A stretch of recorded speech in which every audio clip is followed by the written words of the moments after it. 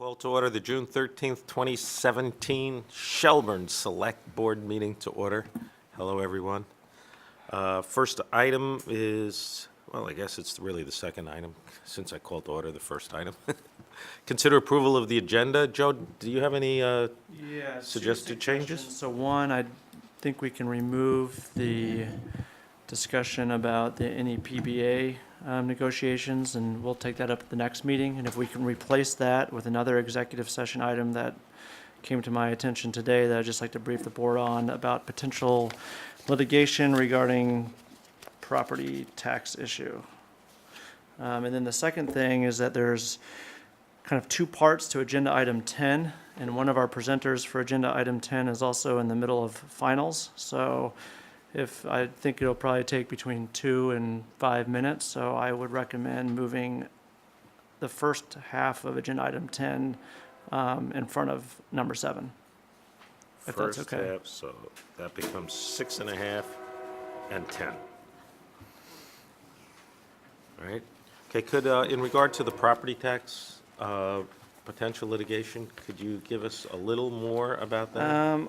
You know what, if the board feels that more information than that should be in the minutes after the executive session, I'd be fine with that, but this is actually coming from a request of some other municipalities, and I'm following the same motion language that they have, so I'd like to honor that. And if the board feels that more should be added to the agenda, there's not going to be any decision coming out of it, I would be fine with that. I just want to honor. All right, so with those changes, would somebody like to move to approve the agenda as amended? So moved. Moved by John, seconded Second. by Jerry. Any discussion? Hearing none, all in favor? Aye. All right, 4-0. Consider approving the Select Board minutes of May 23rd, 2017. Does anyone have any proposed changes? Hearing none, someone like to make a motion to approve? So moved. Moved by Jerry. Second. Is there a second by Josh? Any discussion? Hearing none, all in favor? Aye. Approved. Next up, item number 4, public comments. This is the time during the meeting where if anyone has something they'd like to bring to our attention over which this board has jurisdiction, we welcome you to the microphone. And Perry, I see you have your name. Please come to the microphone, identify yourself, and floor is yours. Thank you. Good evening, Perry Gagliardi. I don't know if this is under the board's jurisdiction, but this past week I came to the rec center to purchase a beach pass and was unable to do so because I do not, nor have I ever carried a checkbook, and with fiat currency rapidly becoming kind of not really used by people, I was requesting if it would be possible for kind of everything that people pay into the town to be able to use credit cards.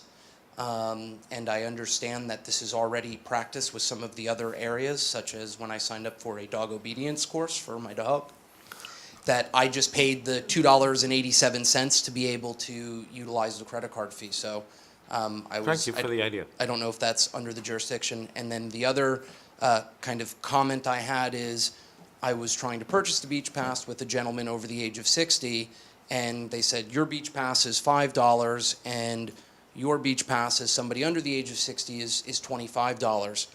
What I would request is that the board look into perhaps providing some relief for people that have children under the age of 18 in the town of Shelburne to pay a slightly reduced rate from $25, just as something to consider given how expensive it is to raise kids, and that's a lovely beach park area with a playground. Thank you. Thanks, Perry. I can tell you that our rec department has gradually been moving over to using credit cards more and more. Certain of our programs are now credit card accessible, and Betsy Saplicki, who's in charge of our rec department, does a fantastic job, and she's working on that. I don't know about the beach pass itself, but I'll let Joe, you got anything on I that? actually saw Perry the other day when he was frustrated with his inability to do that, and I don't have an answer off the top of my head right now, but I'll also provide the select board with one and Perry as soon as I can. Thanks. And Perry, why does your dog need obedience school?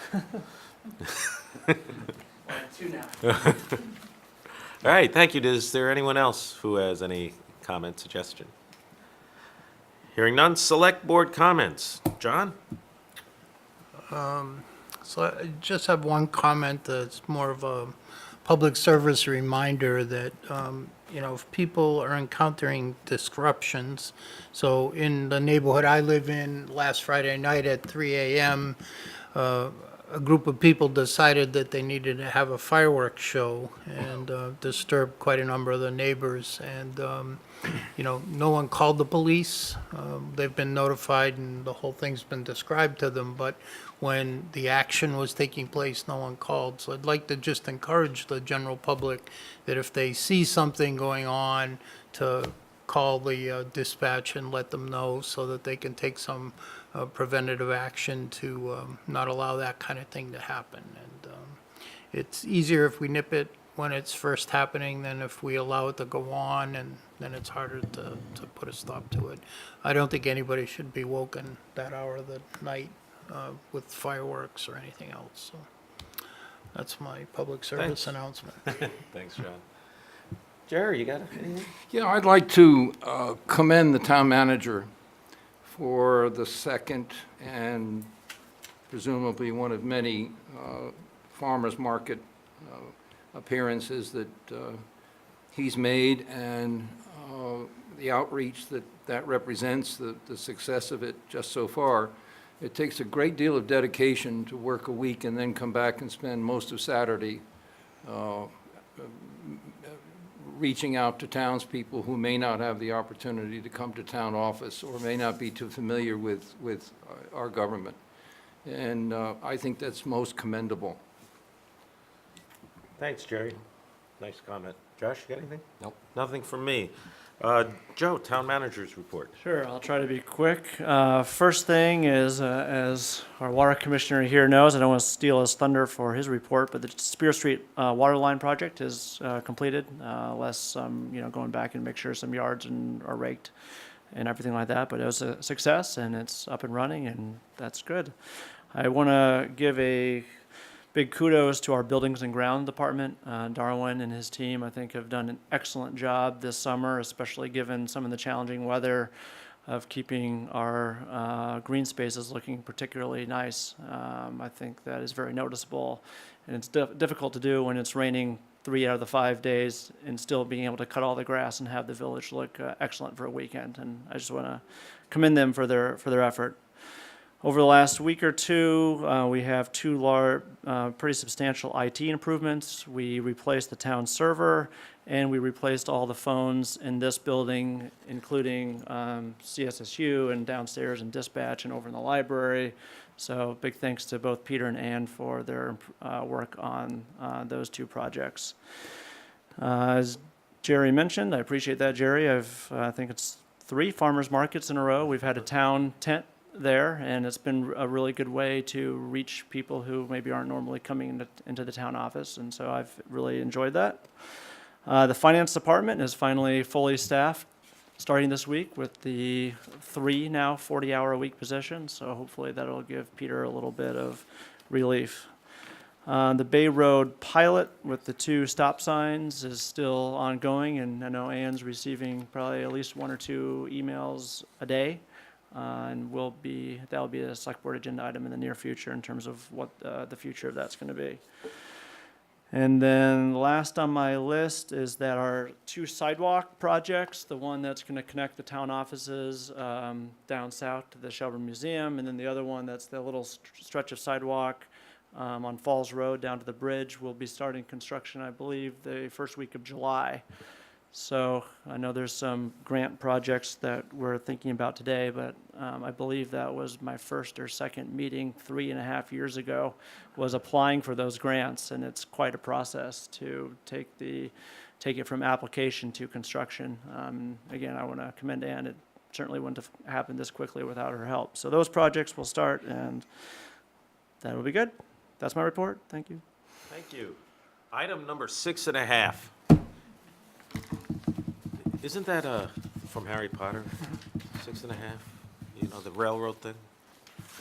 So this is considering approving grant applications to the V-Trans Bicycle and Pedestrian program. And Joe, you want to tell us which half Yeah. of this is and do an introduction perhaps for this fine young gentleman? I will.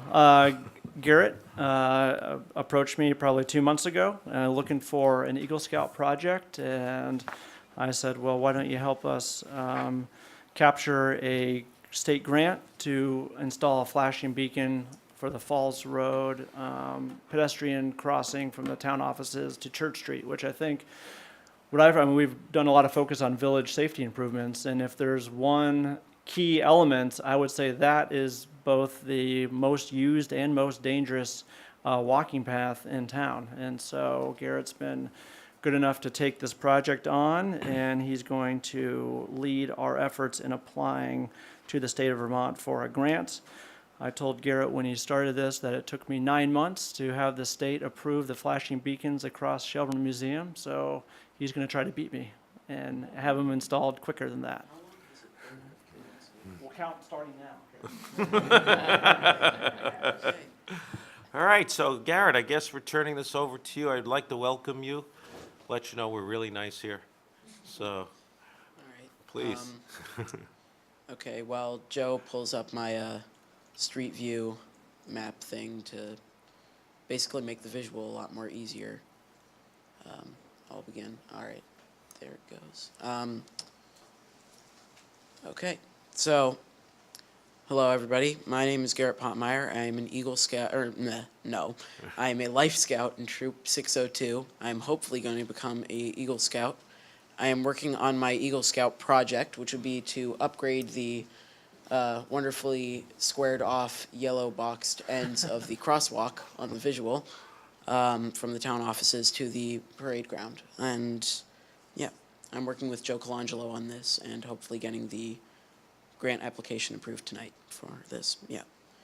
All right, so why is this such an important issue? Well, nowadays, more than ever, we have drivers who are currently most distracted with their electronic devices and also with the electronic devices synced with the car or stuff that's going on inside of the car.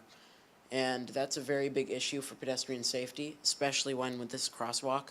At the peak times, it's over 100 pedestrians per hour who use this crosswalk. So that could be quite dangerous for those people if only one person is distracted in their car.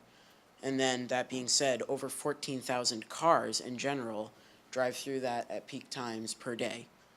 And as you all would know, this is a crosswalk that connects neighborhoods to town resources such as the town offices or the parade ground, the shops, the Methodist church, the school, SCS, the town village, and many other things. For example, the Shelburne Troop 602 Christmas tree sales that we put up each year. Is that a little plug, All Garrett? right. Maybe, but that's besides the point. All right, so the crosswalk currently has reflective signs, and that is a good thing. But the issue is that drivers who are distracted aren't exactly going to be paying attention to a sign that's going to be sort of glaring back at them from their headlights, whereas the RRFB, or a rapid rectangular flashing beacon, or a box of LEDs pretty much, will gain their attention a lot easier and make them pretty much look up and see that a pedestrian is walking when they press the button. Very similar, if not the same, as the one that is up near the Shelburne Museum that was recently installed. So how this would be completed would be using the town construction workers who had already installed that one already up, at the Shelburne Museum. So that's that. It would also be funded 50-50 by the state and also by the town of Shelburne. The state grant would cover it, and as well as we would. If we did a 50-50, then that would mean it would be approximately $6,000 we would have to pay out of the town budget, but if not, that would be $12,000 if we were to do it total. So the schedule for this would definitely be getting the grant application in by July 14th. That is the deadline. Then they would award us the grant, or whoever gets the grant, in the fall. And then hopefully if we get our game on, it will be happening by the fall, or winter even, when we get construction working. And I also would like to ask the Select Board to please approve and also consider funding the project for upgrading this crosswalk in case we do not get the grant application out of the 2017-2018 budget. And what we definitely would need is the Select Board's approval, a letter of approval from the Select Board to include in the grant application, a Regional Planning Commission review, a road permit, and that would be only for construction purposes, but that's pretty much it. Any questions? Garrett, thank you very much for taking this on. This is an area that has caused a lot of concern in town, is village safety. The entire Select Board, I believe, has been very concerned about it, and Jerry has been a member of a committee involved in it. Joe's been working very hard, so you taking this on, it further continues the spectacular work that Eagles, Life Scouts, and as they try to become Eagle Scouts, have done. I'll tell you, I'm working with someone else who's trying to become an Eagle Scout right now on a different project, and it's an honor to help you guys. John Kerr, I don't know if you know, has been involved with the Scout program here for quite some time. John, do you have anything you'd like to add, or anybody on the board? I'm excited to continue the tradition of the Scouts contributing or giving back quite a bit to our town, and it certainly is noticed, and we appreciate it. Joe, this was half of item 10 moving up. Are we waiting to do something until the second half, or are you looking to do something now? We have no, I think, let's just do this first half now, and we can wait to do the rest of it during the normal agenda item. Okay, does anyone else have anything they'd like? No, that was an excellent presentation. Thank you. Congratulations. Garrett, is there anyone here you want to introduce? Anybody with you? Mr. Ireland is my project manager, so he's been helping me with this mostly, and of course my parents over here. But, yeah, pretty much it. Gre- Yeah, well, I was just gonna say Garrett's done a really excellent job of collecting data. He was out, I saw him Saturday morning with a clicker in hand, doing pedestrian counts during the farmer's market. And I know he also did a nice job employing our crossing walk guard to do some counts during the week too. So he did a good job of actually getting some really excellent on the ground data. I commend him for that. Great work, Garrett. Thank Thank you. you very much for coming in, and great presentation. Thank you. All right, so our next item is item number 8, which is our annual CBC Commission Board and Committee report. Sorry, Gary, did you want to? Oh, I do skipped it- item 7. What, did you want to do the motion now, or? That's why I asked. I Oh, thought I you said you see. wanted to wait. I meant wait for the second motion Second request, the second half of it, Okay, sorry. would someone, I'd entertain that first motion then.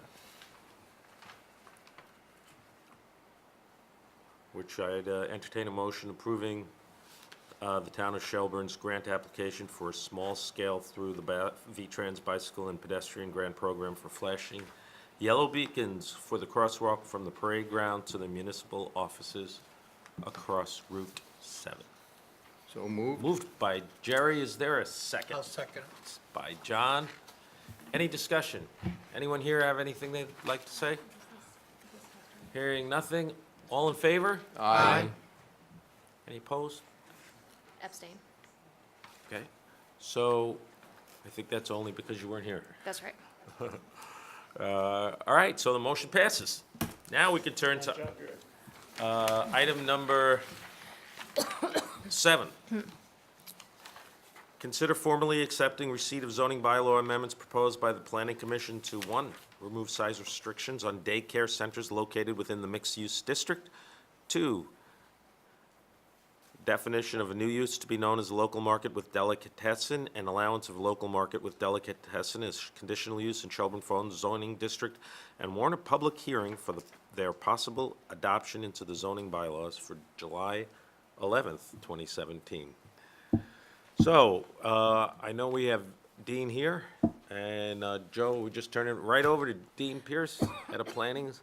So, Lead us to the promised land. I have prepared no presentation, but if there were any questions, I'd be happy to answer them. Well, I thought your memo was pretty Clear. clear, on point.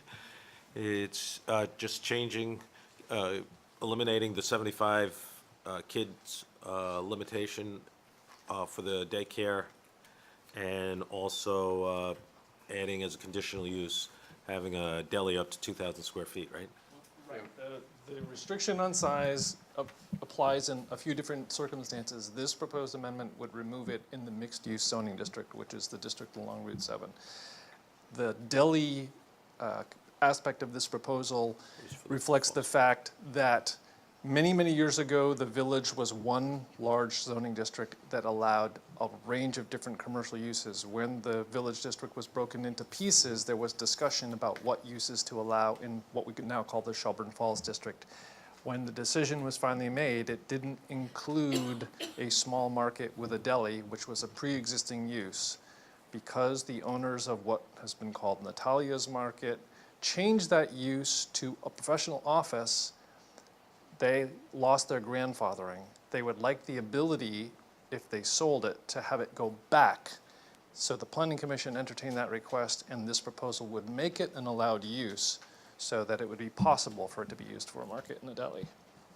Thank you. Any comments, questions from anyone on the board? None? None? Anyone here have anything they'd like to say? I'd entertain a motion formally accepting receipt of the zoning bylaw proposed amendments as read in the agenda reading. So moved? Moved by Jerry. Is there a second? I'll second it. Seconded by John. Any further discussion? That includes the authority to warn the hearing on that date? Yes. Yes. Yep. With that clarification. All in favor? Aye. Any opposed? Thank you, Dean. Thank you, Dean. All right, next item is item number 8. Our annual committee board commission report from the Water Commission, and we have the leader of our Water Commission, the chair, John Schultz. Thanks, John. Yep, thanks. John Schuld, also Michael Abrams is here. He's Oh, Mike. another member of our Water Commission. I don't think Mike Regan or Steve Smith or Pete Gadget are here tonight. But we meet every month, the first Monday. You guys are always welcome to come by. If there's anything you want to have, we'd be happy to have you.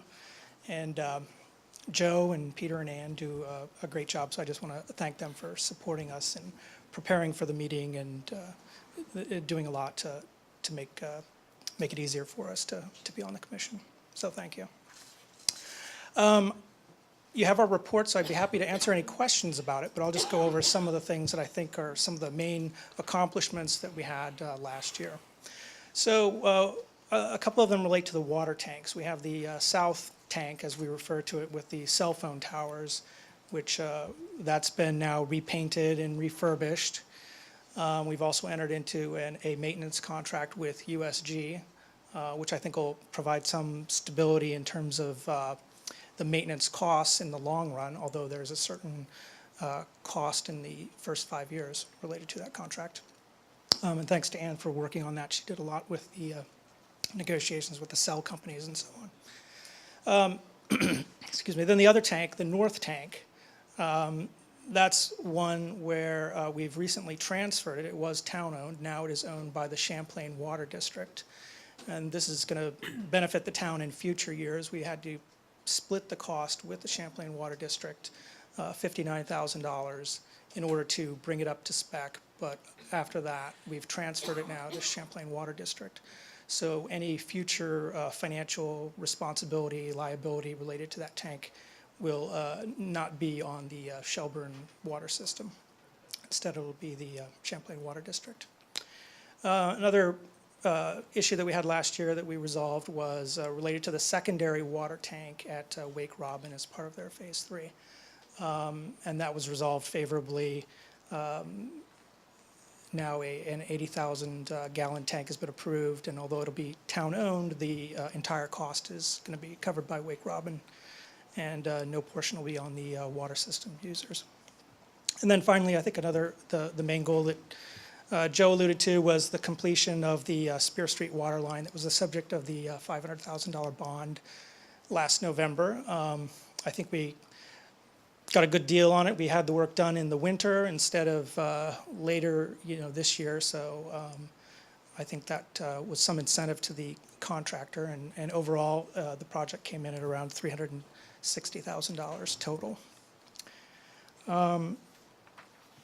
The other thing that I had mentioned to you last year that one of our goals was on the revenue side, since we're relatively hampered in on the expense side, was that we'd be restructuring our connection fees. Previously, our connection fee has been $1,000 per meter, and last year we added a capacity fee similar to the one calculated for wastewater, I believe, $1.66 per gallon per day allocation. So this should help us when certain projects are come along that I think we'll be able to take account of whatever capacity issues or capital issues that projects have, as opposed to the simpler but not always beneficial or appropriate $1,000 per meter. So what are our goals for next year? I think overall, our main goal obviously is a financial one. We've discussed before improving the financial stability of the water system. Unfortunately, Shelburne for many years has had basically the highest rates in the county, in the region. So I had a survey from December, our rate being $6.09 per 1,000 gallons at that time. South of Burlington, $3.76, Williston, $4.85, and Winooski, $5.17. So obviously, we're quite high. And unfortunately, this year we have had to have another increase, a 6.6% increase for the coming year. I think on the expense side, again, we've tried to, although we have some initial expenditure related to the tanks, for example, I think in the long run, these costs now will be eliminated or reduced. So I think that'll benefit, provide some insulation to future increases. The other thing that we can do that we've talked about before, and I won't go into too much detail, but obviously the cell tower revenue on the south tank is something that we've worked with the select board for in terms of allocating. That tank is owned by the town. All the maintenance costs are obviously provided by the water system. And we would probably at the next budget meeting suggest a further recalibration of the split between the water system and the town related to that revenue. That's in answer of your question of what you can do to help us meet our goals for the year. Other goals that we have for the year, we have several issues that we need to resolve with the Champlain Water District. Our permit to operate our system, one of the conditions is resolving a memorandum of understanding with Champlain Water District. That's currently under negotiation. Our position has been that for us to take ownership of some infrastructure, we want to ensure that it doesn't relate to any increased cost for the system. And so I think we're going to resolve that favorably here in the next few months, I hope. Secondarily, I won't go into too much about it because it's still relatively early in terms of understanding the position of Champlain Water District, but there's an issue of capacity off of Spear Street in relation to future development and the Dorset Street tank, which is in South Burlington, which provides some emergency backup. Again, we're still in a very early fact gathering stage to understand all the issues, but I would anticipate that's something that probably the Water Commission and the Select Board would need to discuss in the coming year. You'd also asked about economic development, and obviously, without going into the merits of one particular development or not, obviously, the main challenge for the water system is we have an aging system, aging infrastructure that needs to be replaced. And most of our users, it's a small system, and most of our users are residential. So to the extent that economic development adds new users, in particular industrial or commercially large users, that would be economically, financially beneficial to the ratepayers in the water system. And so certainly we'd be willing to collaborate in any way if there were some incentive or volume discount or restructuring of the fees that would encourage a large user or economic development. And I'm happy to answer any questions. Thank you very much, John. I really appreciate your leadership on the board. I know Mike Regan and the others work real hard with you. A lot of people don't realize this is a separate commission that has powers apart from the select board statutorily. So what they do, they set the water rates. We don't. It's actually a very powerful commission. Appreciate what you're doing. It's interesting what you say about economic development. So basically, the more users and the users who use water on a heavier basis, that's the kind of thing that could impact rates. So we would more closely approach the rates of those other towns that Right. you mentioned, right? Yeah, there's not much extra cost to put more water through the existing pipes compared to the revenue gain. Now, I had heard something about costs related to if the Quiniesca development were to be approved, and I believe they have preliminary plan approval now, and so they'll have to come back for final plan approval. But are there potential water costs? Do we have the capacity for serving that development now if it were to go forward?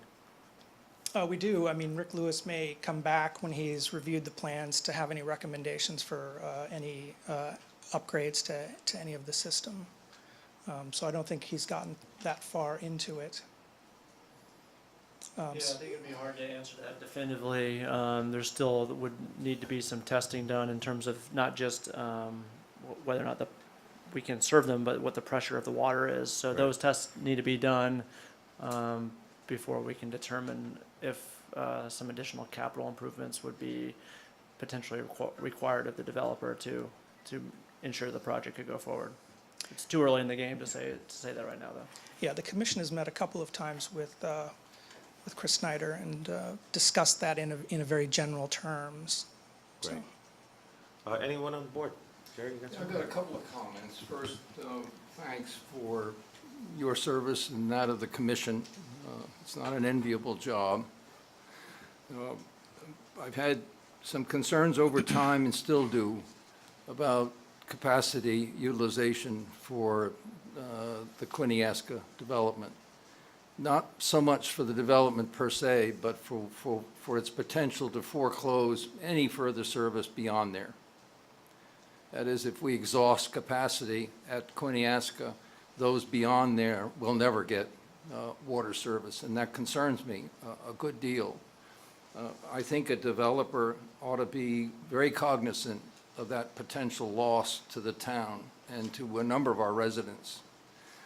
Secondly, you may find this a strange comment coming from someone who's been a great proponent of preferential pricing. But I'd urge some very careful consideration of preferential pricing based on volume, given our elevated rates. I'm not sure how the math would ever work out, but it seems to me possibly a likelihood that you'd have to enroll a really serious amount of volume from projects to offset the revenue reduction. And given our elevated rates, I'm not sure we ought to be tempting revenue reduction in any form. But again, thanks for what you do. You are your own effort, and your dedication is pretty admirable. Anyone else? Josh, you have Yeah, just a curiosity, with all the restructuring and the decreased maintenance that you might have, I mean, is there any possibility for reducing rates? Or do you have a timeline of where that Yeah, goes? yeah, well, things like replacing Spear Street, that was not one of our goals, right? That's something that sort of happened. So when we look at our capital improvement plan, we have things like replacing the line on Route 7 between Falls and Marset Roads, which is scheduled for sometime in the next 2 years. So that would, is currently slated as like maybe a $600,000 project in itself. And so, with an aging system, it's very possible that new things will just keep coming. Although it would be our goal to minimize, you know, we are trying to reduce the expenses, and perhaps other towns will catch up with us. We had a series of breaks on Spear Street which led to Right. this. Do you believe we're in danger of any other breaks in town? I don't have any idea that there's a particular area. I mean, there's aging infrastructure. I think, you know, on Spear Street, there was an issue of some soil conditions, which were, and some other factors, which may have led to a series of breaks. Thanks. You guys have anything? No, Does there anyone here have anything they'd like to add? Dean Pierce, just grab the mic, Dean. Thanks. Just one clarification of a comment that was made earlier, that we have not yet received the preliminary plan application. Oh, we haven't, Quiniesca okay. has a sketch plan approval. They're putting their materials together for a preliminary. Thank you. Mike, yeah, could you just grab the mic, though? This, Mike Abrams, also on the commission. Just that last question. I actually asked Rick Lewis at one point about other possibilities, and he said you can expect them, and relatively soon. Great. Thanks. Thanks, Mike. Thanks for the good news, Mike. You could have sent a card. You know, John, I tip my cap to the work you do. You really make a difference, and thank you to you, and please offer our thanks to the other 4 people on the commission. Great, will do. Thank you. Thanks. All right. Our next item is our annual legislative review with Representatives Brumstead and Webb. This is something we've done for a while. We invite the reps in. I think over the last several years, it tends to be earlier in the session, and We invite them in January for a preview, kind of now, or I guess trying to do a bookend Yeah, to, well- of the session. I hear they're pretty busy. So, I'm sure there'll be some questions or comments, but I think it'd be just fair to you guys to turn it over to you. Please, you sit, if you just take the mic. Thank you very much. Okay, Thank you for coming. it's all set. All set. So, as the youngest member, no, the newest member, I'm going to start things off. I'm just kidding. It's been recorded. That's right. Pretty funny. So I thought I would just start out by talking a tiny bit about the budget and then get into some of the legislation that my committee, the Government Operations Committee, which I talked about at the beginning of the year, talk a little bit about what of those things passed, and then finish up with some thoughts I have for next year.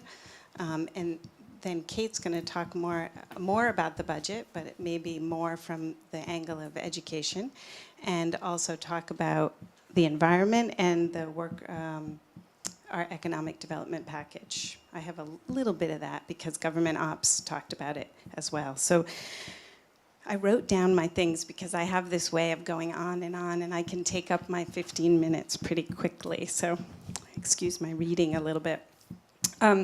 The Vermont legislature, as many of you know, passed what I would say is a very responsible budget. The overall increase was 1.5%, while revenue is expected to rise more than twice that rate. That means we significantly this year bent the cost curve to make sure revenue and expenses match without the use of one-time funds for ongoing costs.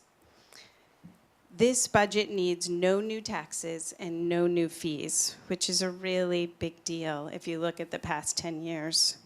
One of the things that I heard was really different. Now I'm new, so I didn't know how that worked in the past, but that our Appropriations Committee on the House side was very strict about any legislation you introduced that had money attached to it. You had to go before that committee and justify it, and also show where that money was going to come from. And in order to find the money, you had to find the money that was going away so you could put new money in.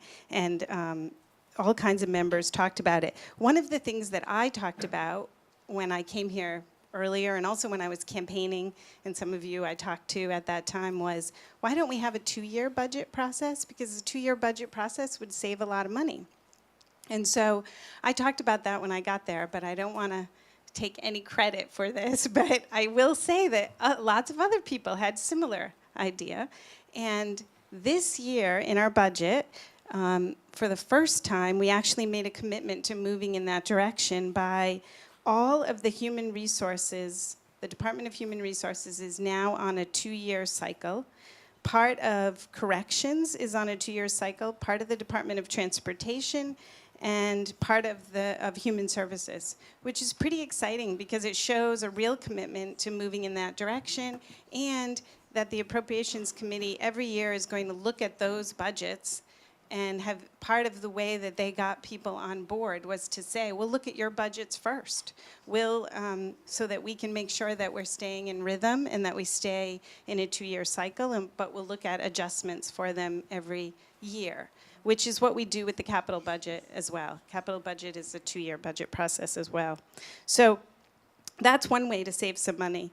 Some of the other things, this budget passed unanimously, which is no small feat when you have Republicans, Democrats, progressives, and independents all voting together. And the only one who voted against it was one of our neighbors, Representative Warren Van Wyck, who is from Ferrisburg, who voted against it. He was the only one, which is the... And he had no reason for it, and he had no ideas. Yeah. But the chair of appropriations was not, wanted it to be a 100% vote. It seemed like every dollar in the budget had to be justified, no new funds without old funds being stripped out of the budget. For example, a change in housing for the homeless saved some money, and some dollars were saved in corrections, and this allowed for things like funding for low and moderate income housing bond for new home construction, and some money for Lake Champlain cleanup and other waterways cleanup throughout the state. So that was super important. There's also work being done this year to look into the potential of combining the Department of Liquor Control and Vermont Lottery. This is something the governor really wanted to do, and so there is a work group that will work with real answers at the end, and not just a study, but actually let's see what are we going to do, how are we going to move in that direction, because right now is the right time, seeing as there's one of our commissioners, the commissioner of lottery, is not there anymore, so you're not like having to lay someone off, and you can actually pull those two groups together. The other thing that happened this year, which was good news, the cost of workers' compensation, which is one of the biggest challenges to business, went down. In a bit of good news, the contribution rate, which had been at 1.75%, is going down to 1.4%. And it will go down again next year and again the following year. And the reason for that is that about 7 to 10 years ago, the treasurer noticed that there weren't enough reserves for workers' comp.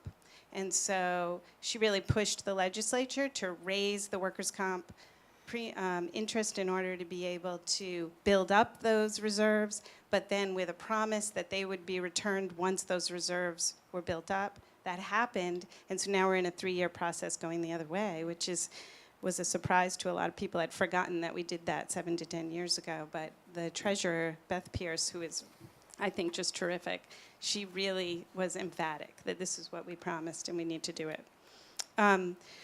So some of the things in government operations that I also wanted to touch on are, I talked about these a little bit at the beginning of the year, that we passed a secure retirement plan called the Green Mountain Retirement Plan. And this is for small businesses to be able to offer their employees and themselves a retirement option. And the reason that this was done is about 45% of working Vermonters have no employer-provided pension plan. Nearly half do not have an IRA or other private plans, so they're totally relying on Social Security and only Social Security.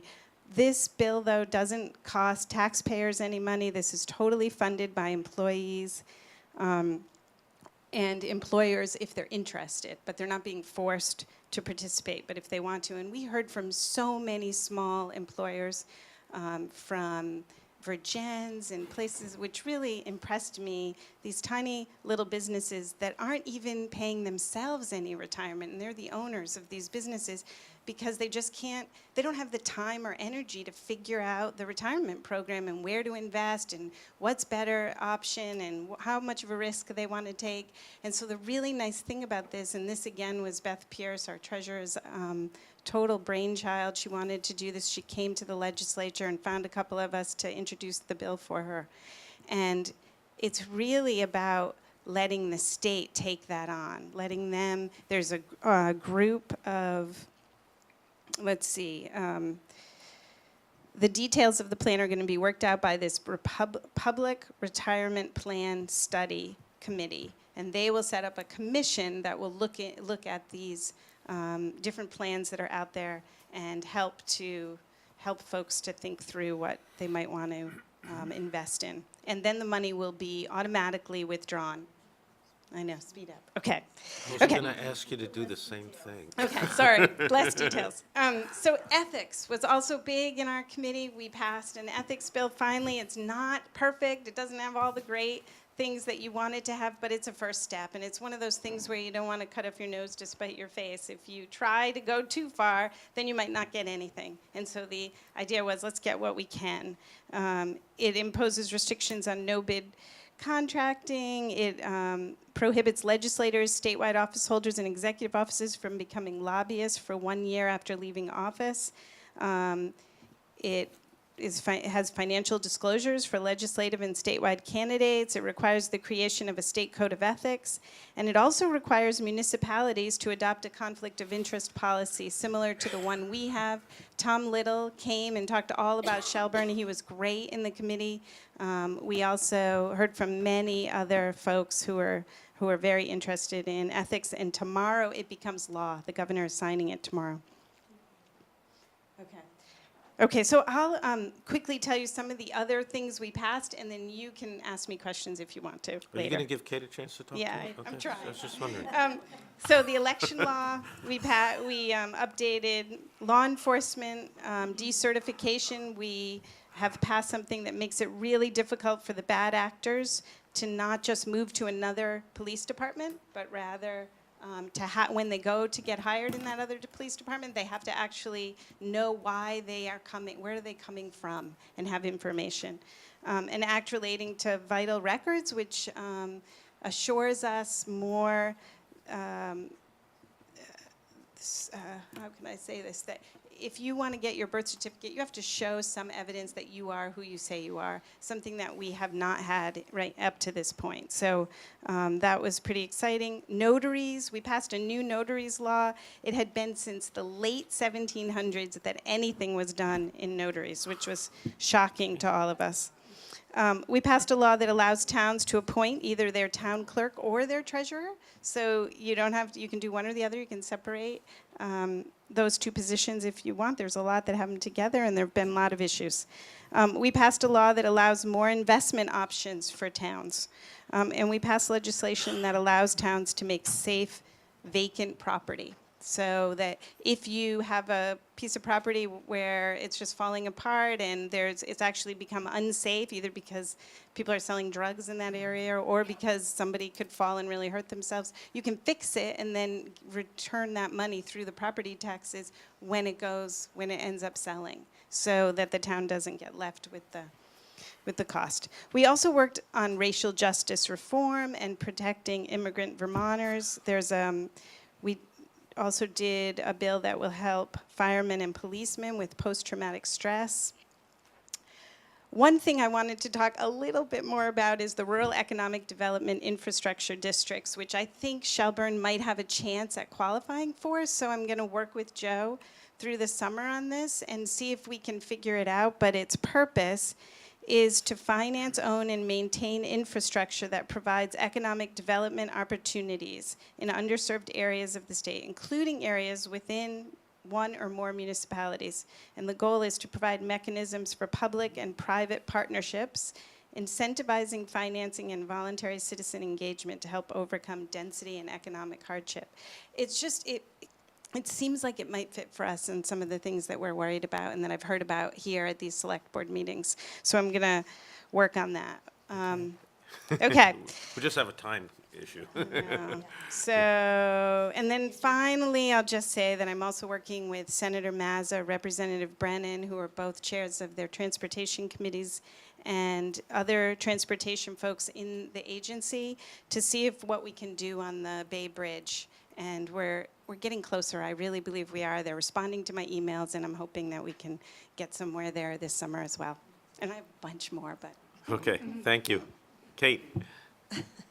Thank you. I just letting you know that I have switched out of the Democratic leadership team. I'm no longer serving as the majority whip. I have decided instead to move more towards direct work on policy. Part of this comes from the fact that we passed the Clean Water Bill in 2015-16.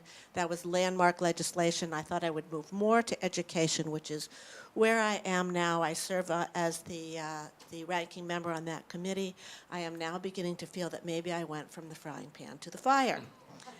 But by shifting to education, it's really because of my concern and Shelburne's concern about high-quality education, our concern that we have high graduation rates and low continuation into post-secondary education, declining enrollment, increasing costs, and everybody in Shelburne wants to know a little bit about property taxes. So it seemed like a good place for me. I thought I'd first just give you a little bit on what the municipalities can expect related to water quality. I can talk a little bit about the TIF bill, and then education. If you have questions, I can answer that. Thanks. Does that sound good? So we work to increase the support to municipalities to meet the requirements of the Clean Water Act, 2015 Act. I attempted to break down some of the costs, but it shows up in different areas, and add to that the fact that the federal government piece is still a large question for us as to what we're going to actually have. We do get significant funds in Vermont, significant federal funds. So we get, there'll be support for municipalities from the transportation bill, from the capital bill, from the appropriations bill, the capital bill and T-bill, both passed, all set. As you know, the budget has been vetoed. We will go back. I don't think that any of the issues related to water quality are going to be an issue at this point. And we also have the Clean Water Fund. So the capital bill has $45 million for water quality, of which $22 million will be available to the municipalities. There's also $17 million in the T-bill for water quality, and how again, some of this is from federal funds, so I don't know what that's going to mean. But I know that there's $9 million for stormwater grants for municipal roads. There's also the Clean Water Revolving Loan Fund, which is federal. We're supposed to get $10 million. We're hoping that will still come through. And then there's the Clean Water Fund that we put into Act 64. We're supposed to be retiring the property transfer tax percentage. We ended up not doing that. We're still looking at an ongoing funding, but we still have that. We have $5 million that we get from that. We ended up moving $1 million to housing, for housing. We have this moment in time that the environmentalists and the housing people and the financial people agreed that that was a good idea. The TIF, transportation incentive. Tax increment. Transportation, yeah. Tax incentive financing program. So we, Jessica and I spoke with Tom early in this, spoke with Joe early in the session and about the possibility of Shelburne participating in a TIF district. You all know what a TIF district is, so I don't need to take time to explain that, right? No, right. Or do you want me to explain what a TIF district is? No. Okay. It's a way of using property tax dollars to fund infrastructure for economic development. So we looked at TIFs. We put together a bill asking that Shelburne be asked. I have frequent meals with the chair of Ways and Means. I've had many a conversation with her about this. The Senate ended up approving 16 new TIF districts. The House, 14. The House ended up with 6. So, and I spoke with Joe, and Joe has spoken with Dean to see if there's a possibility for Shelburne to participate. So, there will be a report, because we couldn't agree between the House and Senate. So there will be a report. We passed it. We agreed with the 6, but there will be a report coming forward to look at the impact on what the TIF funds do. What's the impact on the education fund, the general fund? What are the developmental impacts? What is the debt indebtedness for districts? And basically, what's the capacity of the state? So we'll be looking at that. There'll be 6. There are a maximum of 2 per county. So it's another area where we're not looking so good. The rate was changed. It's now 70% can be used to fund your project as opposed to 75%, I think it was, or 80%. Let me just tell you why I think we have a problem, where the challenge was for Shelburne, and that's to do with the criteria. First of all, you have to have the but for. You've got to say that but for a TIF fund, we could not do this project. So we'd have to meet that. Then there are 2 out of 3 location requirements that we'd have to meet, and one is that you'd have to be compact, high density, or near an industrial area. We're not sure if this means the future would be this or the present is, so we don't know if we'd meet that. The next one is an approved growth center or designated village or town center or neighborhood development. The area of interest on Route 7 that Shelburne is interested in would probably have some trouble meeting that. And then the third one, which is we will have trouble meeting, is the area has to be economically distressed. And that has to It's based on standards of income and unemployment. And if you want to see people laugh at us from Shelburne about being economically depressed, it's not fun.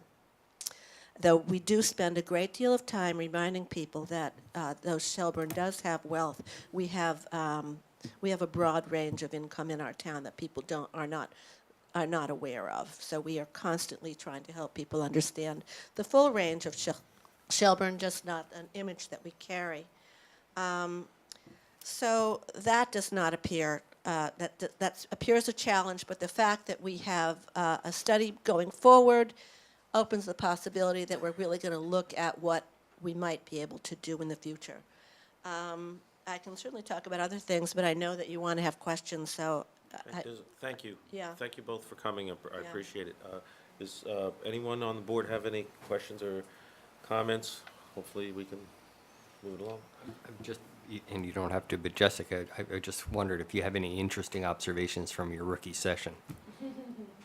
Yeah, I could talk about that for a long time. Okay, well, But- then Offline. Okay. Anyone else? At risk of prolonging, whatever became of the orange race that was in dispute?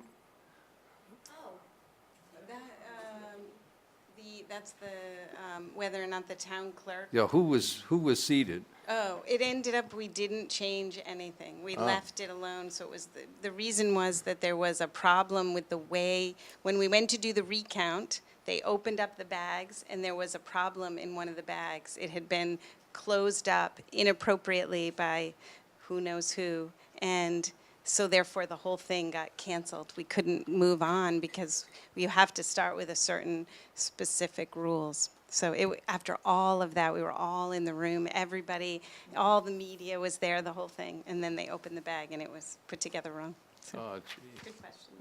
Do you That's guys, why we passed a new election law. you guys have any comments? I'm good.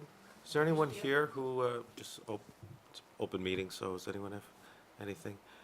I want to thank you for coming. I'll tell you a couple of things I'm concerned about. I'm concerned about our stormwater costs. I'm concerned about the state contributing to that because it falls upon our property taxpayers. I'm concerned about the legislature continuing to burden towns with their property taxes. I'm concerned about the discussions and the differences with the governor on the benefits over health insurance. I'm concerned that your pensions are underfunded, which is going to hit in the future. I have concerns about the attempt to change the open meeting law without coming and speaking with the select board in advance, since it would impact the municipalities. Do, however, want to thank Jessica in particular, who has made a tremendous attempt to come to our meetings, and you're just a fresh welcome face, and I just want to thank you very much for that. May I respond? Please. In terms of property tax, the yield rate went up, which means property taxes go down. The property tax rate goes down this year. What the effect on Shelburne, I knew it at one point, I just can't remember what it was. We also have, because we met the goals of Act 46, are eligible for tax breaks of 10 cents the first 8 year, then 8, 6, 4, and 2. So that's in place. We reduced the the non-residential rate was reduced this year. That's a bill that's been vetoed, so we're not sure what's happening with that. In terms of the unfunded pension, that was primarily due to mistakes during the Douglas administration, where they figured, oh, we can raid from that, and we can use that money to fund other projects, and the stock market will contribute to it. I sat and I talked with, Tom Pelham in the bar. I talked with him about this at one point. And so we have been increasing additional percentages to that to try to bring it whole, as was done with the workers' comp. So that was a problem that happened 10 years ago. As far as the current debate on teacher health insurance, I just spoke with a member of the negotiating team and understand that our community, there'll be a news brief that's out, that our community has come to agreement, and they are sending out a joint memo that they have come to agreement. What I like about their agreement, it's not 80-20, it's 86-14. But one of the things that they did do that was really good, because this is the thing that's going to change those premiums, is they are offering help on the out-of-pocket costs through HRAs. But the first 5% comes from the teachers. Then the next comes from the district, and then the next comes from the teachers. So really, I've sat in the committee, I listened to all that testimony. I know when we heard from the governor about this proposal, went back, I went through our records. I can tell you that the School Boards Association came in February. They commented on the governor's proposal and said it was not a good idea. They thought that he was not aware about the VHI change. We did not think he was aware of the VHI change, that he was basing it on the old premiums. They did not think it was a good idea. Then on April 26th, it all changed. So I will tell you that I've done incredible listening on this. I would say that what the governor is presenting as fact, that we have 13 million this year and 26 million next year, isn't solid. There's savings. Our district is saving. I believe it's over 300,000 already, but don't quote me on that. But I do know, because I was in touch with the school administration and school board chair throughout this process, and I offered an amendment to that bill. I offered an amendment that said, if the school districts, whatever savings they can get, that must be returned to the taxpayers. That was my bill. That passed the House. That went over to the Senate. And then the governor didn't like that either. So I will tell you, we've been working really hard on that, and it's not as clear as it sounds in the press. I can promise you that. Does anyone else have anything they'd like to say? I want to thank you for, both of you for coming, and so thank you. All right, our next item is the second part of item number 10, which was consider grant applications to V-Trans bicycle and pedestrian program. So Joe, why don't you take this? Lead this off. So the Bike and Pedestrian Path Committee is coming to the Select Board early. I think the grant applications, a similar grant application as Garrett's, isn't actually due for at least a month, if not more. But we didn't want to run into the same issue where I think a few summers ago, they kind of came in the day before the grant was due and everyone felt like there was a lot of pressure. So the Bike and Ped Committee is requesting that the Select Board authorize the application of a grant that you applied for in 2015, but it was not funded at that point in time, but they're asking to try again. And I'll pull up a visual. I think Wendy's here from the Bike Ped Committee, or, yeah, I'll pull it up.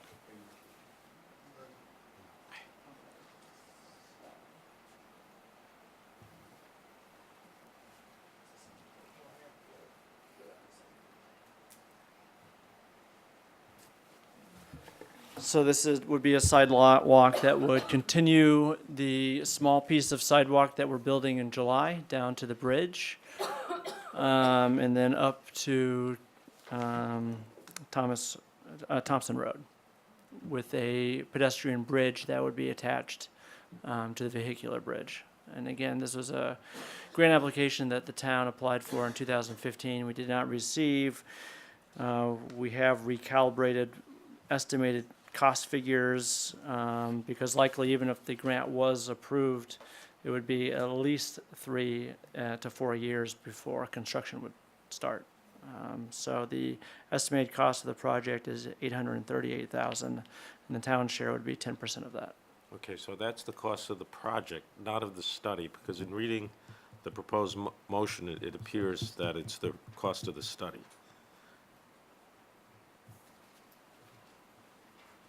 Just want to make sure. Sorry, I think the study, no, it's the project, it's not a study. Sorry, I think Good, because that would be a pretty expensive that's an study. expensive study. No, this would be actually building the sidewalk that was in the study. Is that true, Dean? I hope I'm not misquoting. Back in 2011, when this project was first being envisioned, it started where the sidewalk currently ends. We have a separate project to do a little bit of it that will be lopped off the project that would be submitted as part of a grant application. One other clarification I wanted to make, or two. One is that it doesn't go just to Thompson Road, it goes all the way to Sycamore. It would pave a path that was created at the time that Rivercrest was built. And the other things I wanted to mention include the fact that this project is included in the CIP. It's a couple of years ahead in time of where it would realistically be. The number that's in the CIP is the number that was generated when we submitted a grant application 2 years ago. So it's bigger than what was in the study because that amount was inflated, but it's less than the figures that are mentioned in the table that Joe just referred to. And for anyone who doesn't know, CIP is Capital Improvement Plan. And this was a recommendation, I believe, 2 meetings ago of the Bicycle and Pedestrian Committee to request this of the Select Board. And again, there's, the application deadline isn't for July 14th. July 14th, but certainly no one on staff wanted to put together a grant application if the Select Board wasn't favorable towards it. Okay, we have any comments, questions? And there are representatives of the committee here, including the chair. Well, would you like to speak, please, Wendy? And thank you for coming. Just a brief comment. With the added emphasis on safety and connectivity that's going on in the village, we thought that the Irish Hill extension of the sidewalk up to the Rivercrest neighborhood, which is a sizable neighborhood, would add to safety of pedestrians, children coming into the village and beyond, and just recreation purposes. And it's really one of the gateways into the town. The sign says entering historic Shelburne Village. Just think it would really improve mobility, safety, recreational purposes for our community, and visitors alike. It's pretty scary coming down that on a bicycle or running. It's pretty scary when you're in a car and you go past a bicycle. Please, if you just step up to the microphone, identify yourself and speak. Please, young lady, we would love to hear you talk. I'd like my daughter to speak. She did an argumentative piece in school, and it's just a short reading. Please, if you would just hand her the microphone, please. And why don't you identify her for us? My name is Kevin Bemke on the PATH committee. Right. And this is my daughter, Kate. We live on Vista Drive, up at the end of the neighborhood we're discussing. Hey, Kate, how are you today? Good. Good. Well, thank you so much for coming. We really look forward to hearing what you have to say, okay? Okay. We were all given an assignment to pick a social topic that we feel strong about. And I picked that we should have a different lane for the bridge over the Platte for bikers and walkers. In other words, we should make the bridge accessible for bikers and walkers. One reason that we should have a different lane for the bridge over the Platte is because that it would be safer. One example of that is because I personally have been moved into the woods from this because my family thought it wasn't safe enough. We used to bike on the road, but it is because of the bridge that we are in the woods. It would be nice to have a choice. Also, there is no guaranteed safe way to get across the bridge. The cars come speeding down Irish Hill. The cars also have to make a blind turn as I'm trying to go uphill on my bike. The cars come speeding down towards you.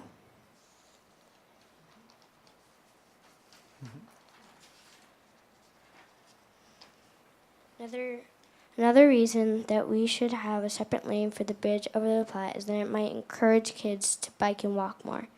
One example of that is that if we get a bridge, then everyone who thinks that it isn't safe might change their minds about not letting their kids bike and walk.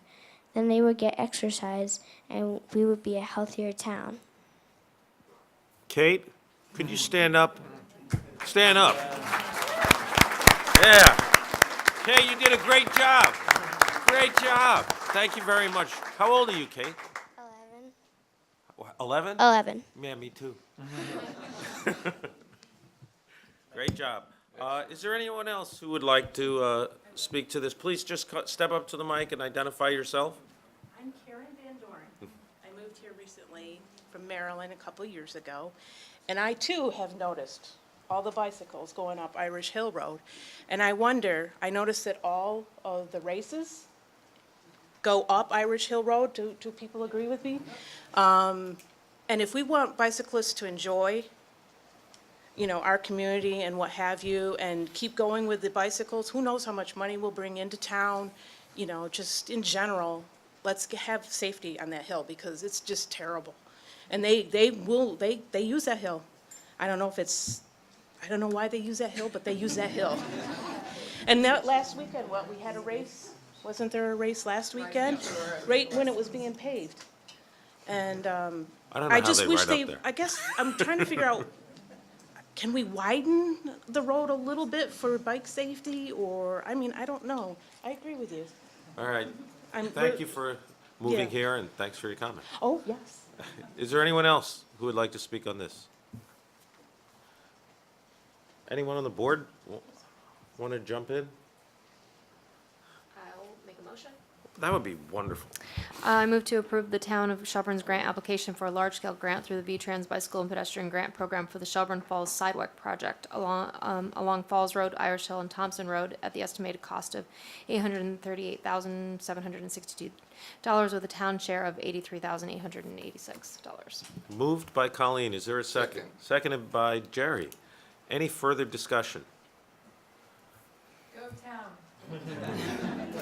Look, we have to be aware of property taxes, but we also have to be aware of investments in our communities. There are expenses and there are investments. So, anyone else have anything they'd like to say? Hearing nothing, all in favor? Aye. Aye. Any opposed? Okay, that motion passes. Thank you. And Kate, you're a superstar.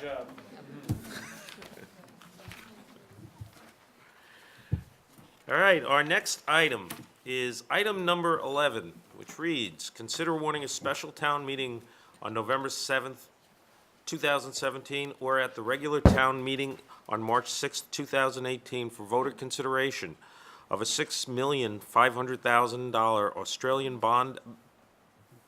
ballot bond article for a new town library, renovations to the historic town hall, and improvements to the municipal campus, as proposed by the Library Board of Trustees and the Library Building Steering Committee, or a $3 million Australian ballot bond article for renovations to the historic town hall and Pearson Library building. Obviously, there's a lot of people here for this item. I believe if this does get placed on the ballot, it would be the largest municipal ballot item we've ever had. It's certainly the largest in my 9 years on the board. It's substantial. We have had a library board of trustees and a steering committee who has worked very hard in spreading the word publicly. There's been great input from many people. A survey was conducted by a professional in order to try to receive reliable results, which showed that 57% of the town favored placing a ballot item on for $6.5 million. The public outreach has been substantial.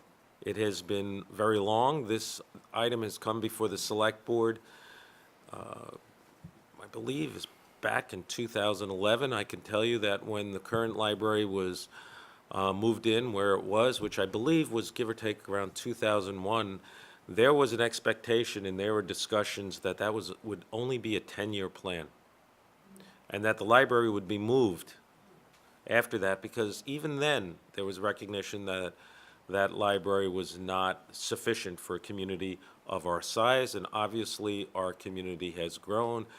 About a month ago, there was an article in the Burlington Free Press that showed that Shelburne was the second fastest growing town in Chittenden County. There's a lot more here.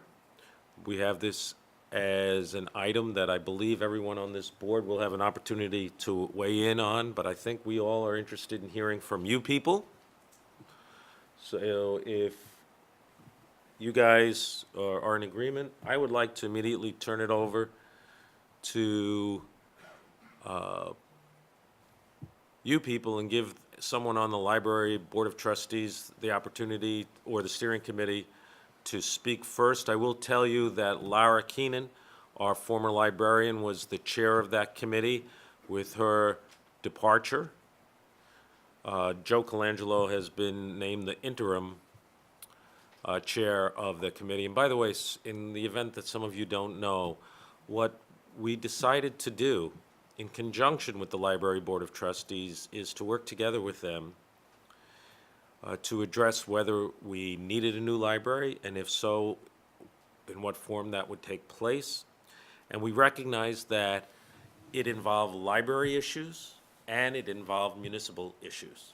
For example, if you build a library and it's larger, it might require another person to work there. That comes out of the town budget. So there's a meeting of the two boards. So we recognize that, and we work together. We have a steering committee of 2 members from the library side and 2 members from the municipal side. The municipal side is Joe Colangelo, our town manager, and Colleen Parker, who has done tremendous work on the steering committee.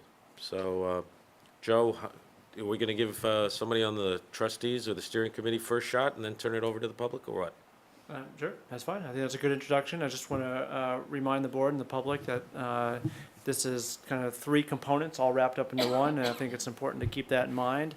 It's not just a proposal for a new library, it's also the renovations to the town hall, which would connect to a modern 21st century library, and the improvements to connectivity, traffic flow, green spaces, and pedestrian access of the municipal campus as a whole. And when we started as a steering committee 3 years ago, that was one of the main focuses of this project, to make sure that it wasn't just tunnel vision of any of the library or the town, but we were all working together to find a cohesive plan that was beneficial to the entire community. And so that was the goal over the last 3 3 years was to at least bring forward a preferred alternative that had that sort of input.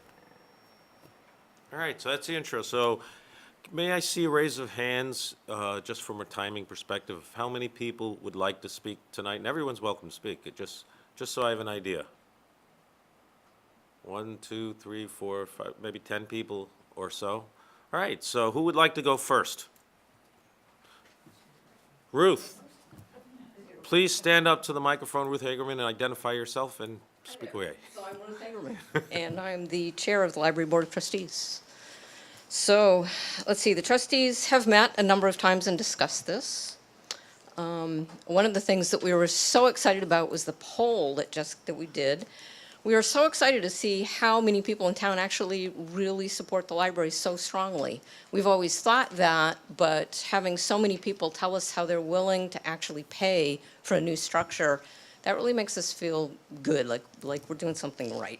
So we wanted to thank everybody in town for that support. Another thing that we think is really interesting is that, as you said, we started talking about this actually in 2008, if you dig back through the records. And so many people have looked at this, so many boards of trustees with so many different trustees. So many times we've reached out to the public. We went ahead then and put together the steering committee because Gary really thought that would be a good way to bring everybody together. And every single time we go ahead and we put together all these blueprints and we figure out what the best option is for the library, we always end up at the same place. A new structure, it's always roughly the same size. The cost, unfortunately, floats around a little bit and is sort of slowly floating up, as costs do. But every single time we end up with the same, this is the best solution for the library, for all of the problems that the library has. And I'm not talking about the problems like the roof leaking, because obviously if the roof leaks, you don't knock a building down, you put a new roof on. The problems that the library have are problems that we can't solve in the structure that we're in. We need more square footage, and we need square footage that's arranged differently, more flexibly to be a library. Another good thing that has happened recently is that VIA, Andrea's right here, VIA really listened to us. They have put together a fantastic building. It's interesting, it's gonna look really great. The space inside is flexible, which means that we'll be able to shift uses inside as perhaps the population changes. Maybe we'll need more space for this and less space for that. They really listened to us, so we're very excited about that. We're not so excited about the budget because, of course, we have to ask for the money. But we want everybody to remember, every time we talk about $6.5 million, some of that is the library, and then like Joe just said, some of it is all these other components. We're not building a $6.5 million building, because I don't want everybody to think they're getting a $6.5 million building and then showing up in 2 years on my doorstep and saying, well, where's my $6.5 million building? I didn't get that. Okay, so you're not getting a $6.5 million building, all right? Can you say that again? That was really funny. No. The other thing that I want to point out, I know we're not really quite to this point yet, but let's just say that you decide to go ahead and vote for me for a $6.5 million building.